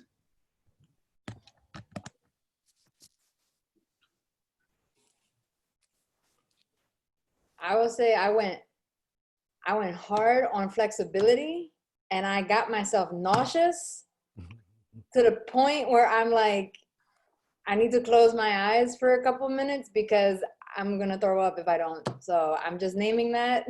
Okay. And I need to dial it down on flexibility when I practice it a little bit, because my belly is like not having it right now. Ay, Dios. So what if yeah, keep breathing, you need some water or something? Yeah, I'm good. I'm just like coming back to center. That Okay. was wild. So if I may, knowing you Mm-hmm. and your 4 pillars chart, Mm-hmm. what if this is what it feels like in your body when you're being too flexible and not listening to yourself? Yeah. That you got a chance to have a physical experience of what it means to be over flexible. Mm-hmm. Yeah, that's right. You know what I'm talking about? Oh, I know what you're talking about. I know you know what I'm talking about. I know you know what I know what you know what I'm talking about. Hey, Joe, Yeah. Ugh. I have experienced that same nausea before when doing flexibility practice. And I always correlated it to a desire to keep things in control. And that I didn't like being out of control, and flexibility felt out of balance, therefore out of control. And I wanted to come home. And so I made up that meaning, and I'm realizing in light of the way you responded to Jules just now that I never checked in. And so, what about that relationship with controlling things and trying to stay safe by staying in control, quote unquote, and flexibility as a challenge to that? Yeah, because there's a lot. Let me think. You know, I don't know. I'm trying to think if that's the other side of it, that you're too flexible, or that you're not flexible enough. The image that came into my mind is like at an amusement park when you're on a ride, like a roller coaster, that you can really make yourself nauseous if you try to control the situation and not surrender to what's happening. I think that's what the nausea is. Nausea is. It's either you're too far out of balance and and don't feel any control, you have nothing to hold on to, like you're out at sea, like seasickness, or you're holding on so much that what's going on with your brain and your nervous system of resisting and not going can cause nausea. Mm-hmm. And again, if we were in a room together, I would explore and say, the nausea can also be that through the exercise, you're hitting on a trauma point or a pattern that you may not, because the nausea is basically saying, okay, I'm opening something up. Am I really willing to work on this? Which meaning it's a moment to address and confront the part of you that either is over flexible for a sense of feeling safe or feeling like you belong or controlling, or the part of you that controls for the same reason, to feel safe, to belong. And if you're, yeah. And the nausea is an indication like you're in the right path. Right. Does that address anything you were asking? No, totally. And the part that I started when I said no was me saying the one thing in there, because I hadn't seen the both ends of the spectrum piece. I just immediately assigned myself to one end. But and I feel like this is Jules's original comment, and I'm taking up her space or time right now, and I want to just name that, and I'll be done. The final thought was, the one thing I did trust was that the nausea was the indicator there's work there. Go ahead, keep going, right there, keep going. Yeah. And, you know, that's work you can do with someone. That's work you can do by yourself to really go in and confront and see what's there and open it up to transform it. Or it could be, that's your measure of understanding your resilient edge of resistance. Mm-hmm. That yes, it's an uncomfortable thing to experience, but you know, when you're feeling nausea, you're on your resilient edge of resistance. Mm-hmm. And the more you repeat it and stay on that edge, just like with just like with resilience, right? Widening the window of tolerance, by trusting, you're teaching that part of you that strategized of control as a way of feeling like they belong or feel safe. Every time you do it and you recover, you're giving it a new message. Wait, you're throwing us out of balance. You're throwing us out. Oh no, but we're recovering. Oh, okay. But wait. No, but look, we can recover. Oh, okay.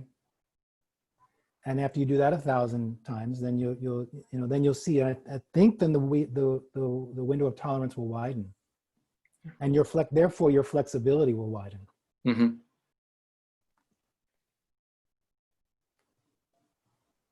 How you doing, Jules? I'm cool. Yeah, it's I just probably wasn't smart that I had cottage cheese right before coming back from the break, so. Or perfect. Yeah, right. Damn, I wanted to see that cottage cheese. Look, Not I'm before. trying to keep it together right now, so so that you all don't have to see the cottage cheese. Yo. Yeah. So use this time, Jules, to really breathe. Feel your feet on the ground. Focus in your Yeah. center, and Yeah. and love that part of you that's getting activated. Mm-hmm. I will. Thank you. And I'm going to take a guess and think if maybe also this working on the strength might have also activated some stuff too. Yeah, the strength pillar is usually for me the hard one. But what Brennan was saying about flexibility, it makes sense also from like the IFS perspective, where you have two parts that are polarized with each other, but they're both protecting from the same exile or the same trauma. So I sometimes swing to the other end of that spectrum, Brennan, where it's more of like a control thing and a loss of control, rather than I'm too much in flexibility. And so that made sense, and I appreciate you naming that. I just don't want to feel like I'm on a ship anymore at sea. I would just really appreciate if the ground would stop feeling wobbly, but in time.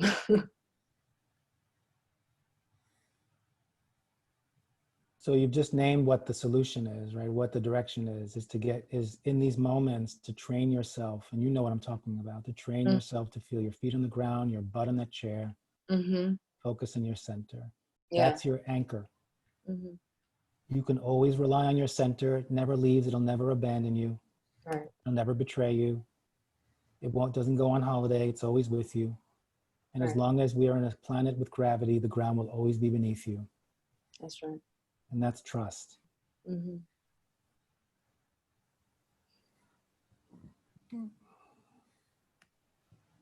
that's the dance, right? The dance is we start with grounding and focus before we move into the forward motion of strength and the backward motion of flexibility. Before we engage with the world, we start with grounding and focus. Yeah. So I would say for you, if you want to really start looking at this in a more grounded way where you don't feel that nauseous, is to play, you play on the edges of this, both the strength and the flexibility on not with cottage cheese. Yeah, no more eating before doing this.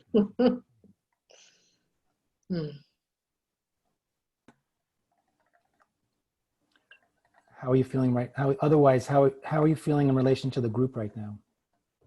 I'm feeling fine in that sense. It's just more the body sensations of like just riding the wave of this. Right. I don't like the sensation of seasickness, and that's what I'm feeling right now. And so I'm just, pun intended, riding the wave of that. But I feel in connection with folks. I'm just like letting my body come back to not feeling that wobbly right now.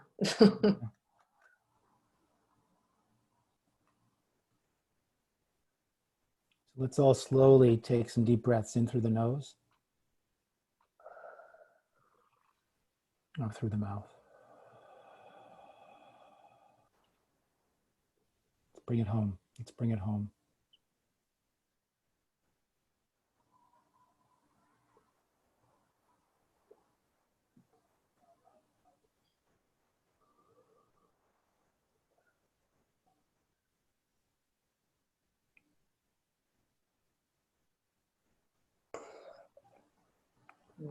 So with some of the traditions of the work that I do, healing work and transformation work, the nausea is an indication that there's something you're ready to let go of.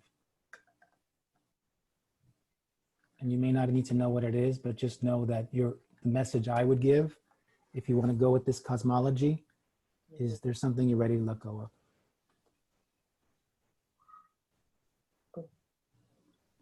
To bring you more into your strength and your flexibility. Empowered flexibility.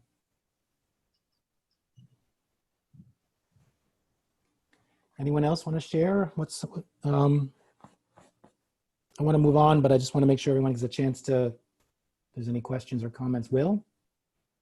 Couple things. One, with my focus today, I was getting super, super specific about where I was sending my energy. So rather than sending it like to a plant outside my room, I'd be sending it to like the tip of a leaf on the plant. And it made my haze like so piercing. And as I've been thinking about the parallel, what I was seeing is, rather than an email to a group of people, it's like an email to a very specific person that is speaking to a very specific aspect of that person, right? Like speaking to their mental body, and then speaking to a very specific aspect of their mental body, like the fact that they like numbers and results, and like getting super, super specific and using that in my language and my approach. Yeah. I wanted to share one other thing too, which is when you were working with Jules just now, there was this impact where I was like, man, I'm starting to feel wobbly. I was like, Joe, let her just be so that we can move on. I'm feeling wobbly, right? And it reminded me of the moment in the core exercise where we consider how courageous are we to impact another, and how much courage should we have to be impacted by other. And so in that moment, I was like, wait, so I'm being impacted by Jules' wobbliness, and perhaps if we do something, we can impact her wobbliness. And so it was an interesting realization and reframe. Yeah. Yeah. Beautiful. Yeah, it's all connected. It's all connected. Yeah. And I think what it is that, and some of you know this, the more you do this work, we let go of the judgment around nausea and wobbliness. And we just see it as yet another physical sensation, which translates into an emotional emotions, thought processes around it. And yet we're still all holding it in our hearts as much as we would hold anything in our hearts, with love and compassion. And that's the core of respectful confrontation, is why do we not have them more? Because they're uncomfortable. And that whether it's literal nausea or figurative nausea, we avoid them because it feels nauseous to even think about doing it. Because it's uncomfortable, because something's going to transform and change. Or change.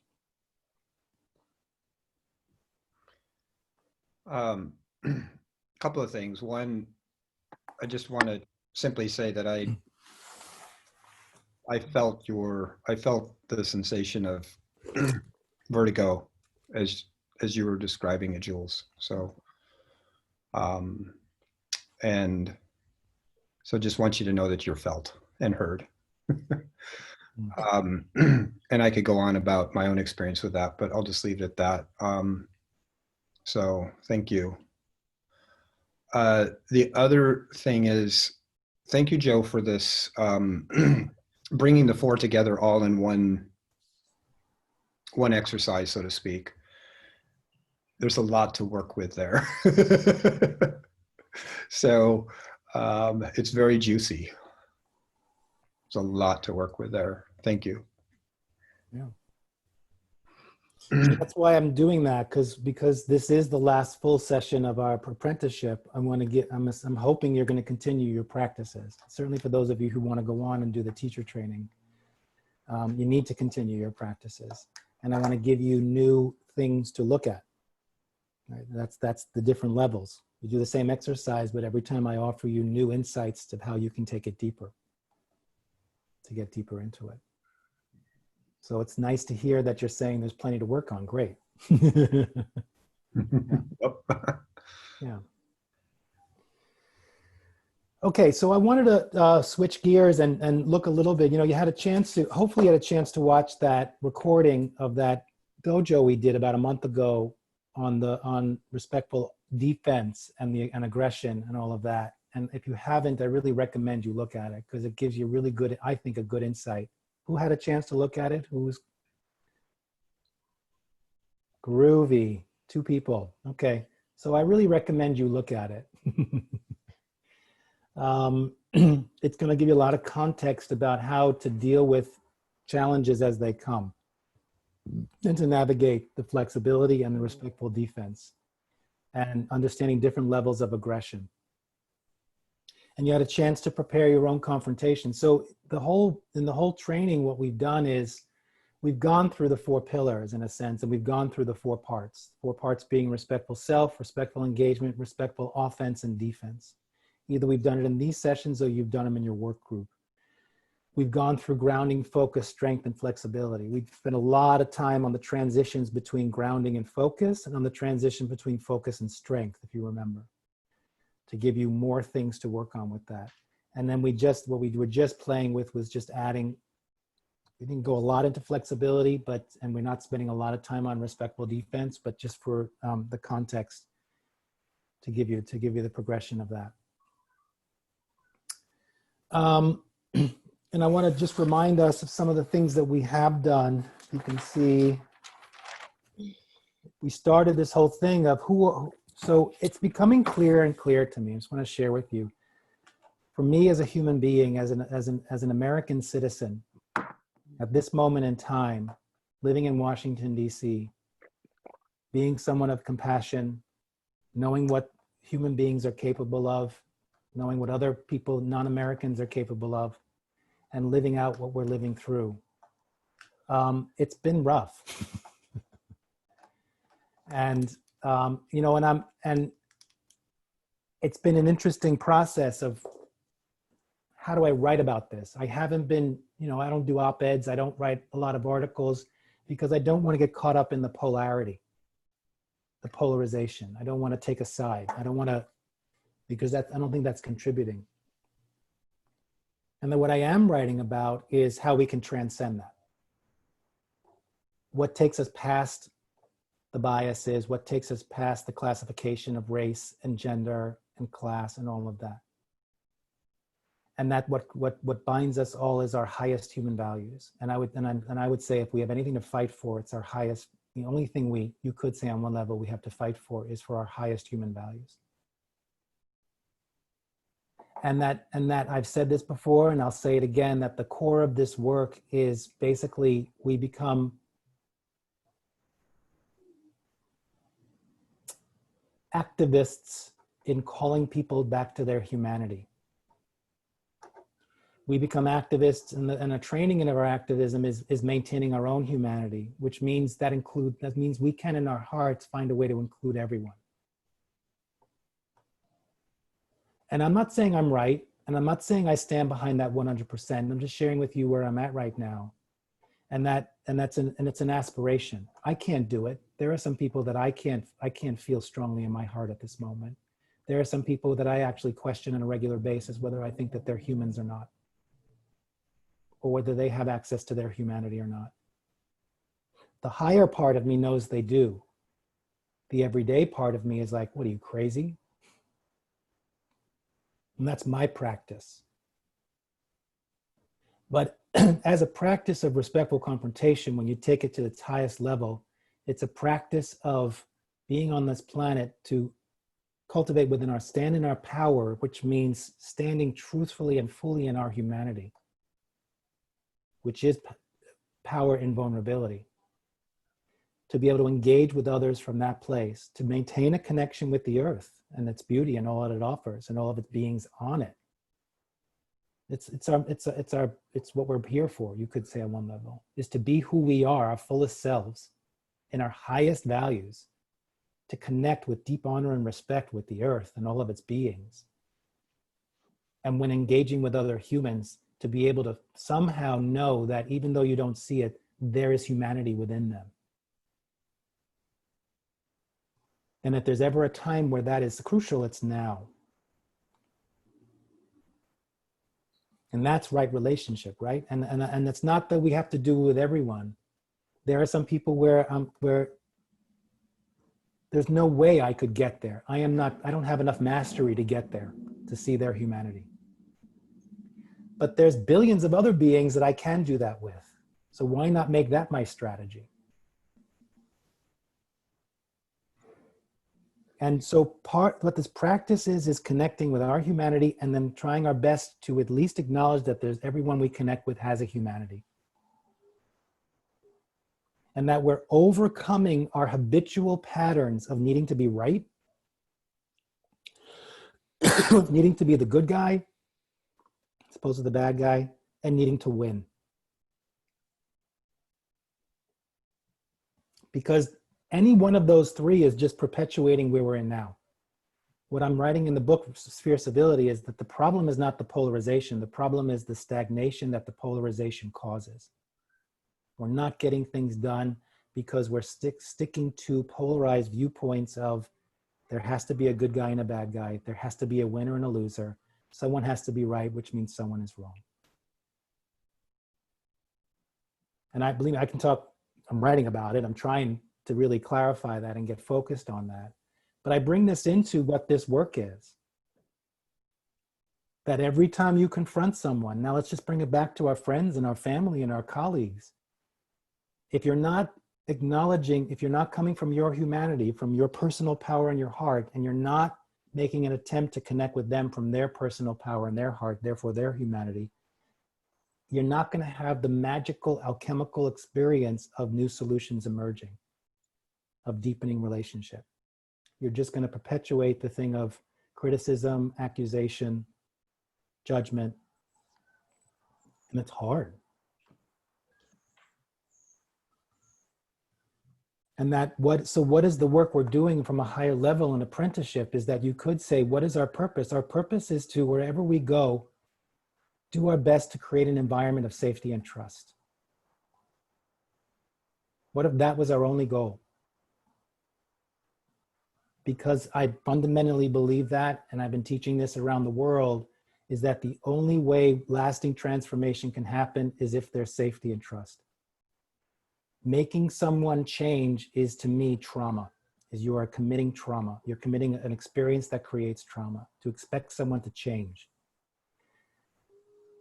To invite them into a safe environment to look at and question their viewpoints, habits, and patterns to help them transform their viewpoints, habits, and patterns, moving into a deeper level of connection and common ground to together come up with win-win solutions and new solutions. Yes, I would say that's what I would advocate for lasting change. In that help them transform, are you saying that from a place of them being ready to transform, or in a sense making them transform? Thank you for calling that out, because I just say things. I don't know I'm not reading a script, so thank you for clarifying my because that's a dynamic that I find myself. There's a bit of arrogance in saying help them transform. Yeah. There is the practice of helping them get to a receptive state where they can fully listen to your truth. Remember, respectful confrontation, it's not just about the words, it's about helping them get into a receptive, malleable state so that they can, the things that they probably don't want to hear, they can hear in a way that doesn't activate them into fight, flight, freeze.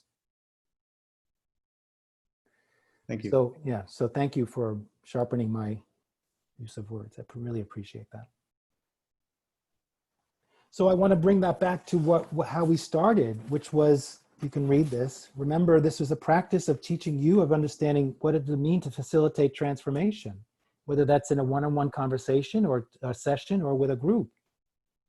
And that we've been working on the 4 pillars to understand how this comes from the practices of Taoism and Qi practices of cultivating that energy and force for the purposes of alchemy. Jules is in the middle of an alchemical process right now. She's going through alchemy. She just put a bunch of lead and dumped some sulfur on it, and she's bubbling and gurgling as she's transforming into gold. There's a part of me that's like, this is dumb. I just want this to stop. I know you do. But that's just a part of me. I'm asking it to step back. Well, what does that part need, Jules? It's the part that, and it connects back to what you were talking about earlier. It's a part that doesn't, that's already assigned a judgment to the physical sensations. And it's like, I do not like this. I want it to end. This feeling is dumb. I would like it to go away now so that I can reconnect with my core.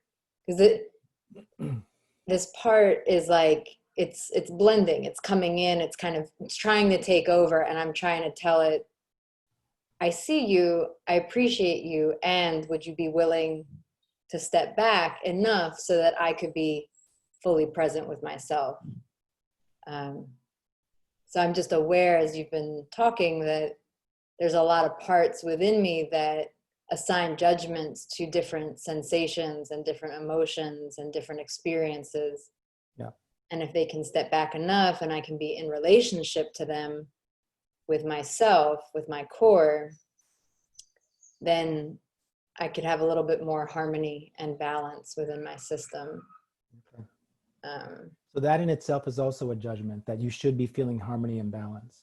If remember, you're in a training process. This is where this happens, right? True. So that's so I'm going to whisper something to that part of you so that part doesn't hear. Maybe tell it to go that off to the side, but close enough so it can hear what we're talking about. Because maybe that's why it's showing up, because it needs to hear this message. Yes. No, it does not want to fully leave the room. Well, good, because it needs to hear the message. Because it's not only the part of you that judges your physical sensations. It's the part of you that judges our president. It's the part of you that judges that person. It's the part of you that judges this person. Yeah. It's the part of it that judges yourself if you're not doing what you think you should be doing. Mm-hmm. So let it hear this message. This is the alchemy of it. Mm-hmm. Yeah. Yeah. You are in your core. You may not feel it, but you are in your core. Yeah. No, I feel it there. I just feel it in relationship to this part that's nearby. I get it. Yeah. But it's in a way of using this work to say, thank God that part's showing up now and is present, because that's the part of you that needs to hear this. Yeah. It's part of you that knows this already, Jules. Yeah. Right? That lives this. You live this. Mm-hmm.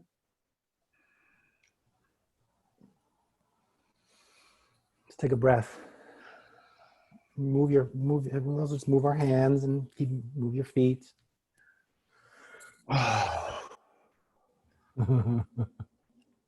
And if you need to throw up, then throw up.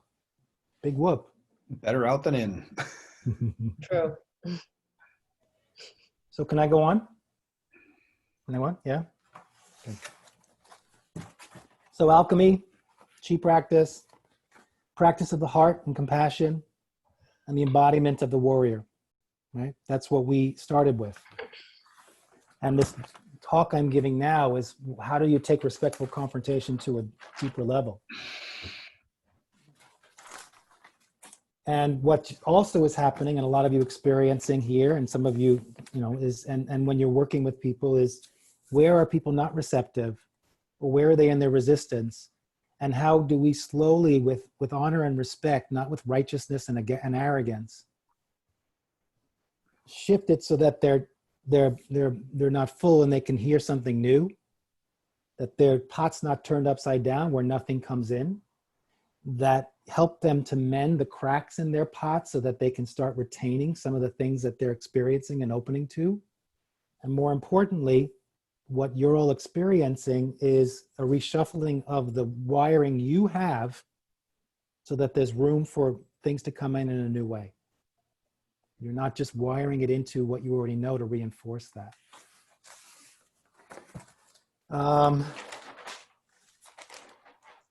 Is there anything else? I think that might have been it that I wanted to just share there.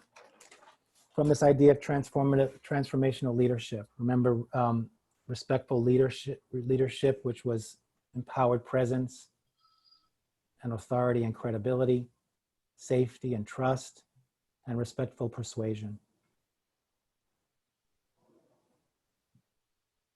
And that, imagine, and I want to do it for a moment, I want to break you up into groups and do a little bit of help you do an investigation of a case for this purpose, to see what does it mean to confront this situation to the point, for the purpose of getting to humanity and not making yourself, not being right or not winning.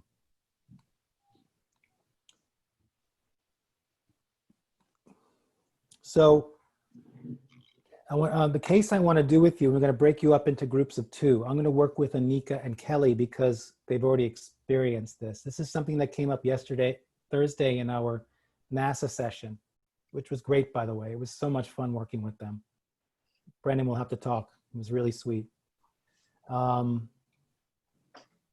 someone asked a question of it. We broke up into groups and to do, first of all, I have to share with you, I told you I'm not thrown a lot, but I was thrown in that session because we broke up into groups, and the idea was we all had a breakout room and we had a small group, and they had to bring their own confrontations and we could decide which one we were going to work on. And one young man, who's obviously, you can tell just by looking at him, I'm judging completely, he's a gamer. He says, I have a confrontation. Like what? He says, yeah, I'm a gamer and I'm in this game and I have a comrade in the game. And in the game, the character in the game is harassing women, and my character doesn't like it. So my character wants to confront his character. I was like, okay. I've never been asked to how do characters in a virtual world confront each other. So that was very funny. I want to share that. We brought it into, maybe it's you who need to have the confrontation, and it was sweet, right? But someone else brought up one in my little group, and then we brought it to the larger group, which I'd like you to work on. Here's the case. And you'll have 8 minutes with your partner to work on it. You are a parent, and your child plays Little League, and you're at Little League, and there's another parent who isn't responsible with mask wearing. With what? Mask wearing. Ah, okay. So there's an agreement at the game that everyone at the game has to keep their masks on. So I'm bringing this one in because this is topical, right? It's not just about the dishes. It's really about what's unfolding at this moment. It brings in the cultural, it brings in the political, it brings in all of it. And how do you confront this person? For what outcome? So it's a parent, and that their strategy of being aggressive and diverting the situation is to come with facts. Well, the facts are this, the facts are that, and his facts back up his reason why he shouldn't have to wear masks. Or be as attentive with his mask wearing. Was that everything? Do you remember? I think that was everything. Mm-hmm. All right, so you're going to get a chance to work with your partners and just either just talk it out or play it out and we'll see what we do when we come back. Okay, see you in a sec.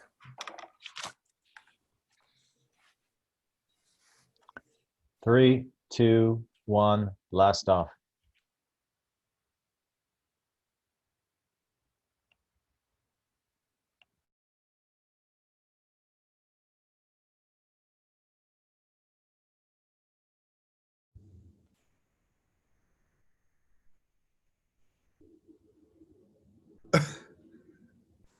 Oops, I accidentally hit that too soon. Oh, that's okay. We're in the main room, but I'm sorry. Oh, that's okay. Yeah, I was just talking about when I'm like planning RCs or looking at RC work, Yeah, I I'm got always that. looking for, is this something that could have two perspectives and Yeah. and be debatable, or is this something that is absolutely my truth and they can't deny that? Oh yeah, yeah, right. And so it really is about checking in with what is my truth, Yeah. and is there a possibility that my truth is not the whole truth? And in this situation, my truth could be that I don't feel safe Yeah, when you're not wearing a mask. Like they right, can't debate that. Whether or not it is safe or not is up for debate. But right. but my feelings are not debatable. Yep, yep. We're Very- back. We're All right. back. Everyone. How was that? Fun. Challenging. Mm. Anyone got it? You got the confrontation? Broke it down, your behavior, effect, and need? Anyone want to try it? Let's hear it. Talk to me. Jules, go. Okay. I just role played it with Shelly, so round Okay. 2. Uh,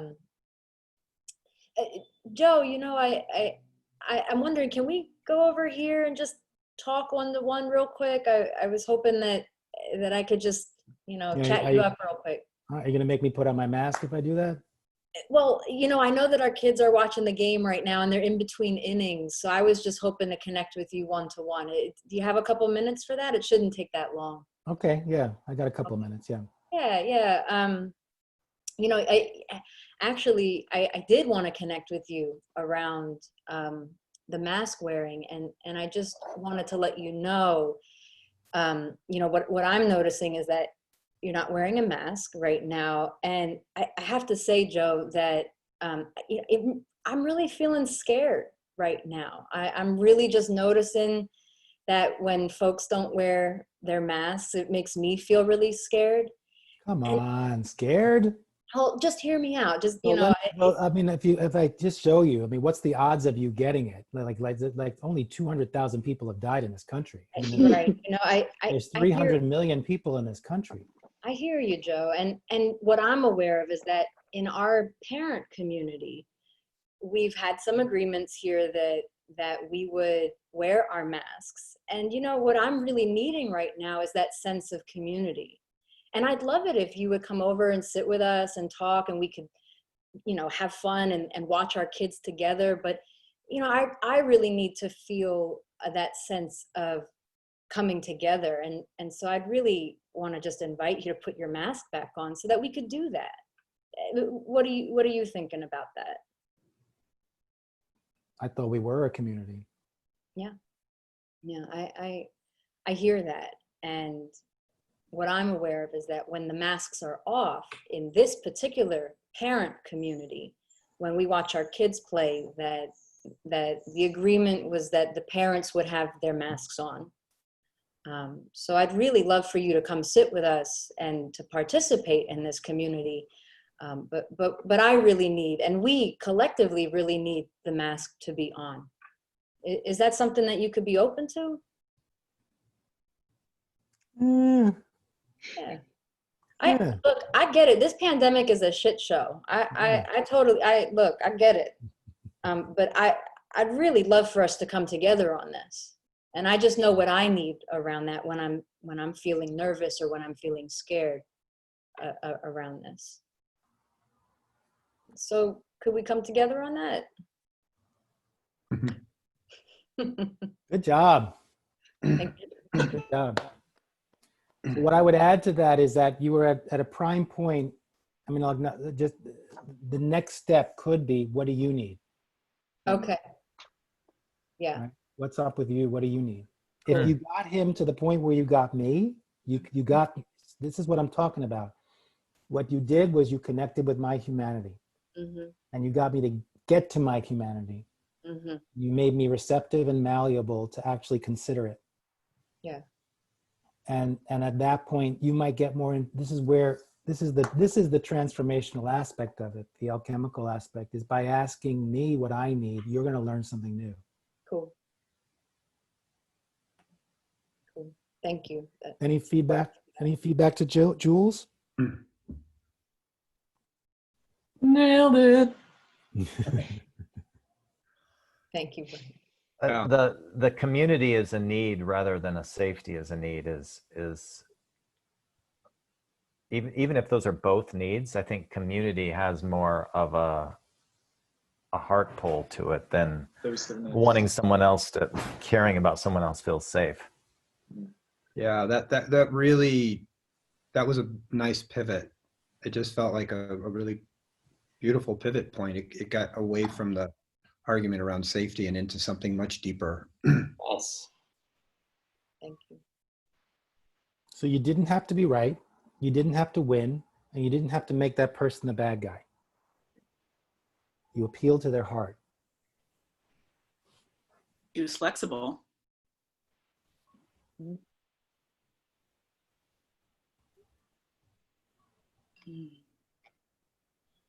Take a breath. Anyone else want to do a quick one?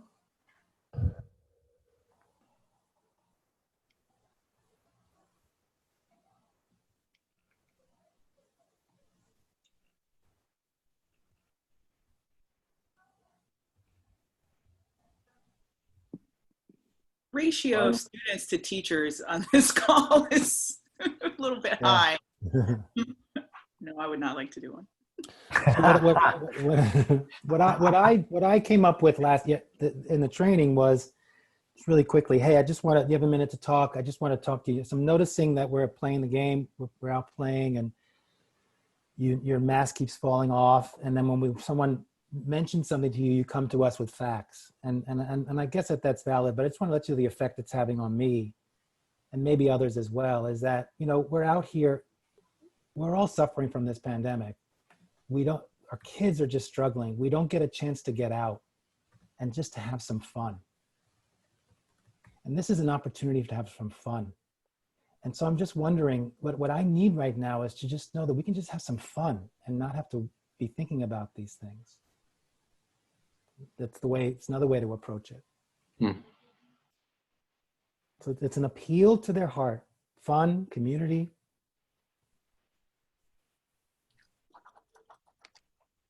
And what's brilliant about both of them is that it's not getting caught up in a theory around mask wearing. It transcends that. It's not about the dishes. It's not just a joke when I say that. It's what respectful confrontation. It's never about the dishes.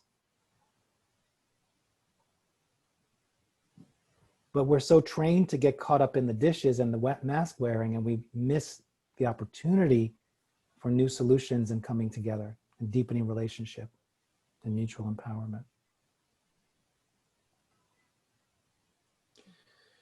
So I want to start, please help me do this in the dojo. I want to start doing this more. Just coming up with cases and giving you an opportunity to practice in this way. So please help me with that. Tori, Shelley, and Todd.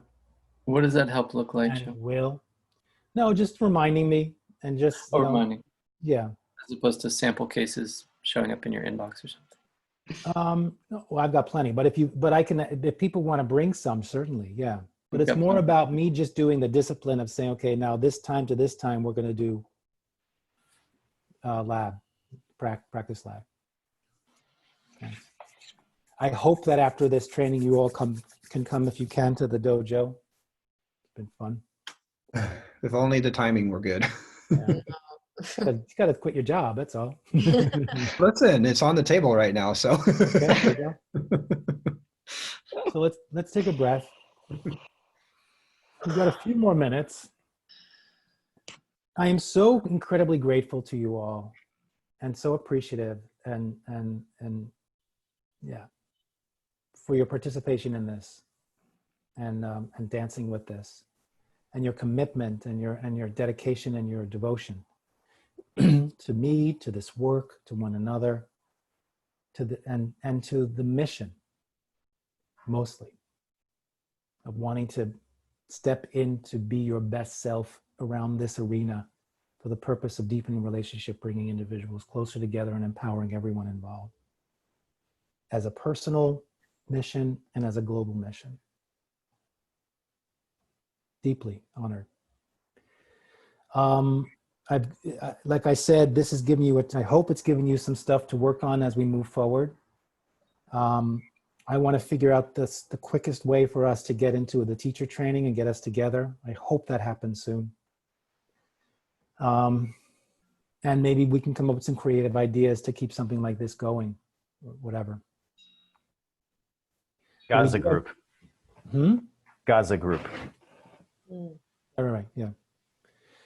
So I want, so let's just try to find a way to stay engaged. We have our final session, so I don't feel like we need to get too much into that. I do want to give each one of you a chance to say in a few words or a few sentences how this session was for you, or where you're at in this process, starting in July 10th. I want to do an appeal to where, to just to be sharing with other people about the Reviving the Global Heart practice. We're now bringing in guest speakers. We're starting with that on Tuesday, once every 3 sessions. We're going to be doing as a service on contribution basis in 4 Wednesdays leading up to the election, the stress reduction work to help people get through this next month. And we have the weekend workshop in October. So if you know people who might be interested, please pass that on. So just sharing in a few words, just to close, knowing we only have 6 minutes. Jump in, please.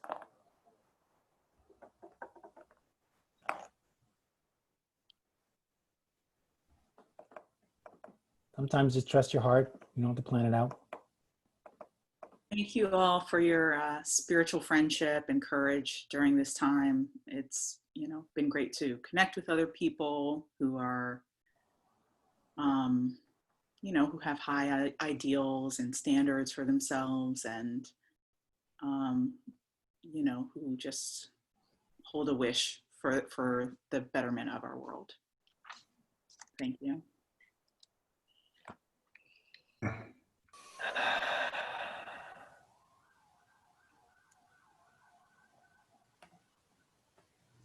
Go. It was really great to get in my body and to be in the practices and to be in the intimacy of this group this afternoon, because I spent the hour and a half before this in a deep conversation about what's actually happening on the planet and how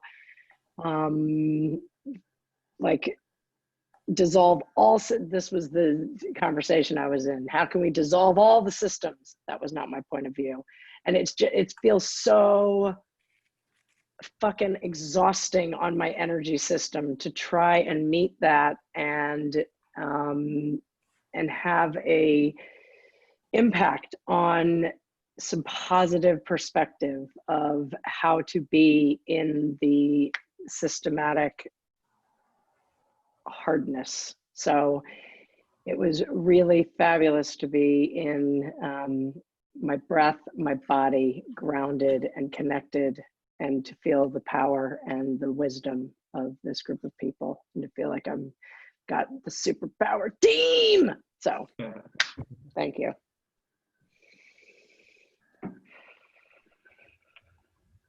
It was very good. It was a wonderful reminder and embodied way of bringing the 4 pillars together again and feeling a more delineated separation, or one leading into the other, but really a sharpness of change of element, change of pillar, and feeling that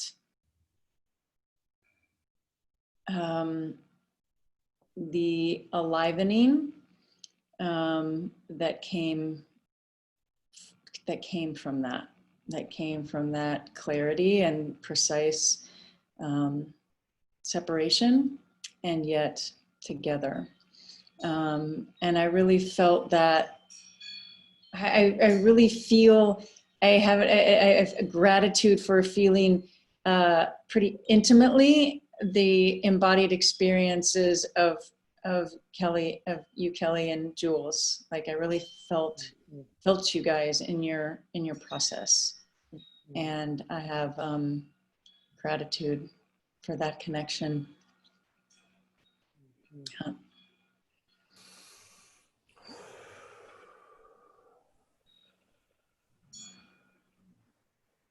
I feel the network expanding, and there are these threads that are going heart to heart, power to power. I can feel that, and I am very much looking to your 2-minute stories. 2 minutes. 2 to 5. 2 minutes.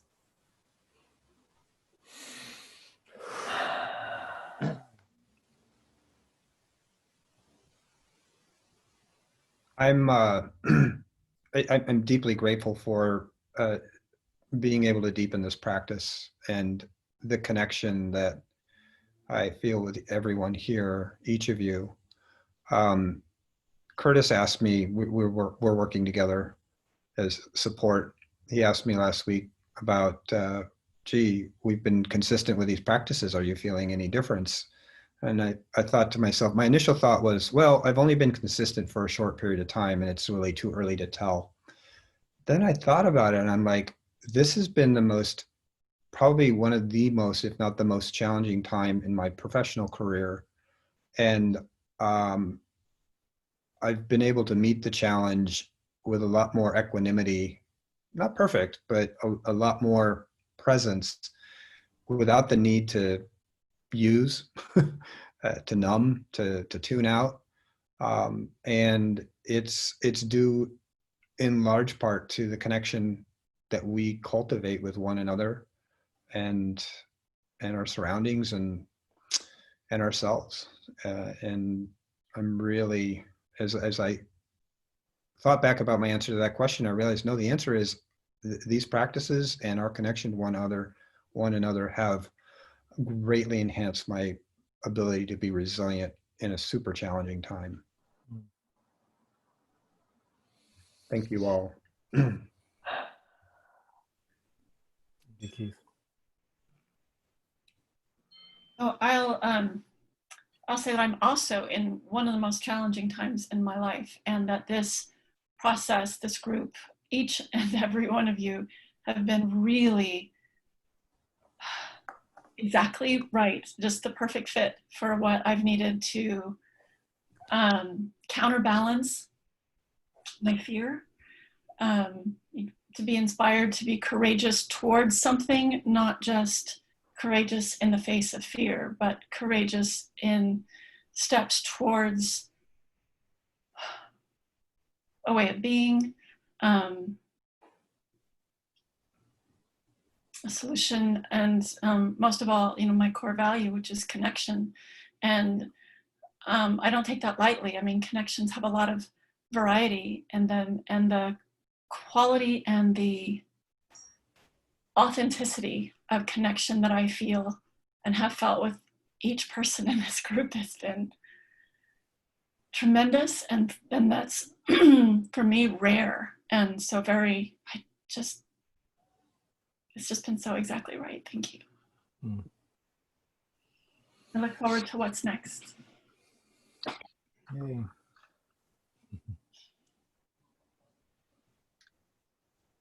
I'm feeling right now into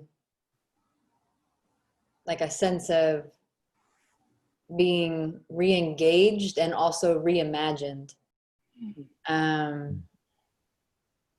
That I find myself, I always go through these like iterations of feeling super present and connected, and then kind of dipping back out and feeling exhausted and tired. But in the in the reimagined kind of experience that I'm feeling into right now, it's like there doesn't need to be a judgment around either end of that.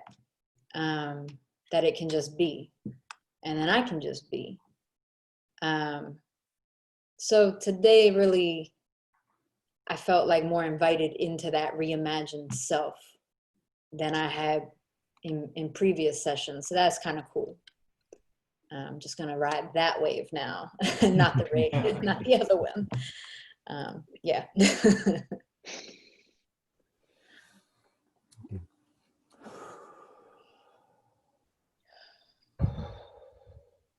Feeling gratitude for the level of connection I feel with the work team, and really a sense of wanting to honor publicly in front of everybody how full-heartedly you stepped onto all of those work sessions in between, and how you've been showing up in this process across the arc of its development. And for myself personally, I'm noticing that I have a strong attachment to an identity that's sort of like a teacher's pet identity, where I'm doing the practices 3 times more than you. I know how to do them right meticulously. I can nail down all the quotes and all the buttons and all the things. And with the massive calls upon my bandwidth based on other commitments that I've made, that I haven't been able to live this experience like teacher's pet level commitment. I've shown up and I've met like basic requirements, and that's been about as much as I've given. And maybe even short of that in a couple ways that I'm aware of. And because of this identity, it's affecting my ability to feel connected. I believe that's what's affecting. I feel a certain disconnect from the process. And so I'm naming that while also being gratitude for the depth of connection that I have with so many of you already, because we were in our process together in teacher training and with my work group because of the extra time that we got to spend. So overall, the gratitude is certainly winning the moment. And there's this bittersweetness that's something to do with my level of engagement.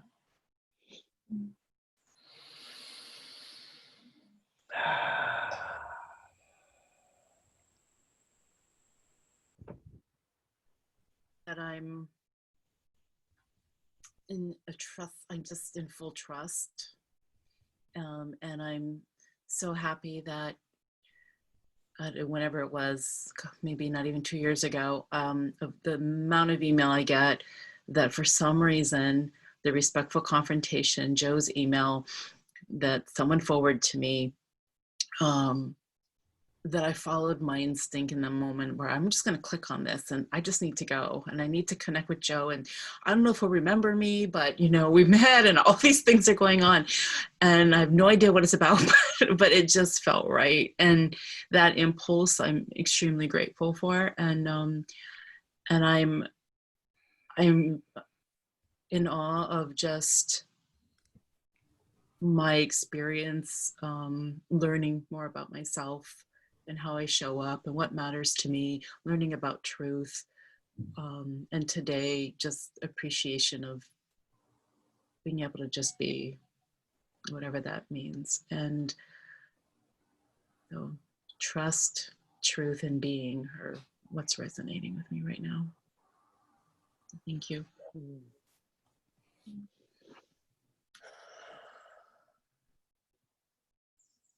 I feel honored to be a part of this collective and to be supporting in the ways I've had the opportunity to support. My key takeaway today is around trusting my learnings and trusting their value and having the courage to share them, and recognizing that in so doing, not only is it a gift to others, but it helps anchor them for myself.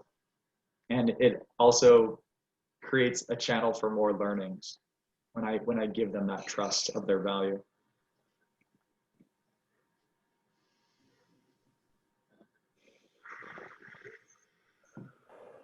All right, thank you all.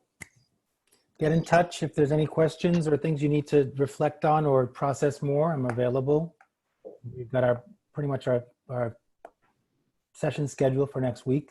So I'm looking forward to talking with you. And if you have any questions about the 4th and your preparation with that, get in touch with me. If you can, connect with your support group this week to keep weaving. And see you next week. Love you all. Thank you. Love you. Thank you all. Love you guys. Love you. Bye. Thank you. Hey, team, we're going to meet in my room. Or we can just stay Oh, here. God. Just Let's stay stay here. here. Hey, here.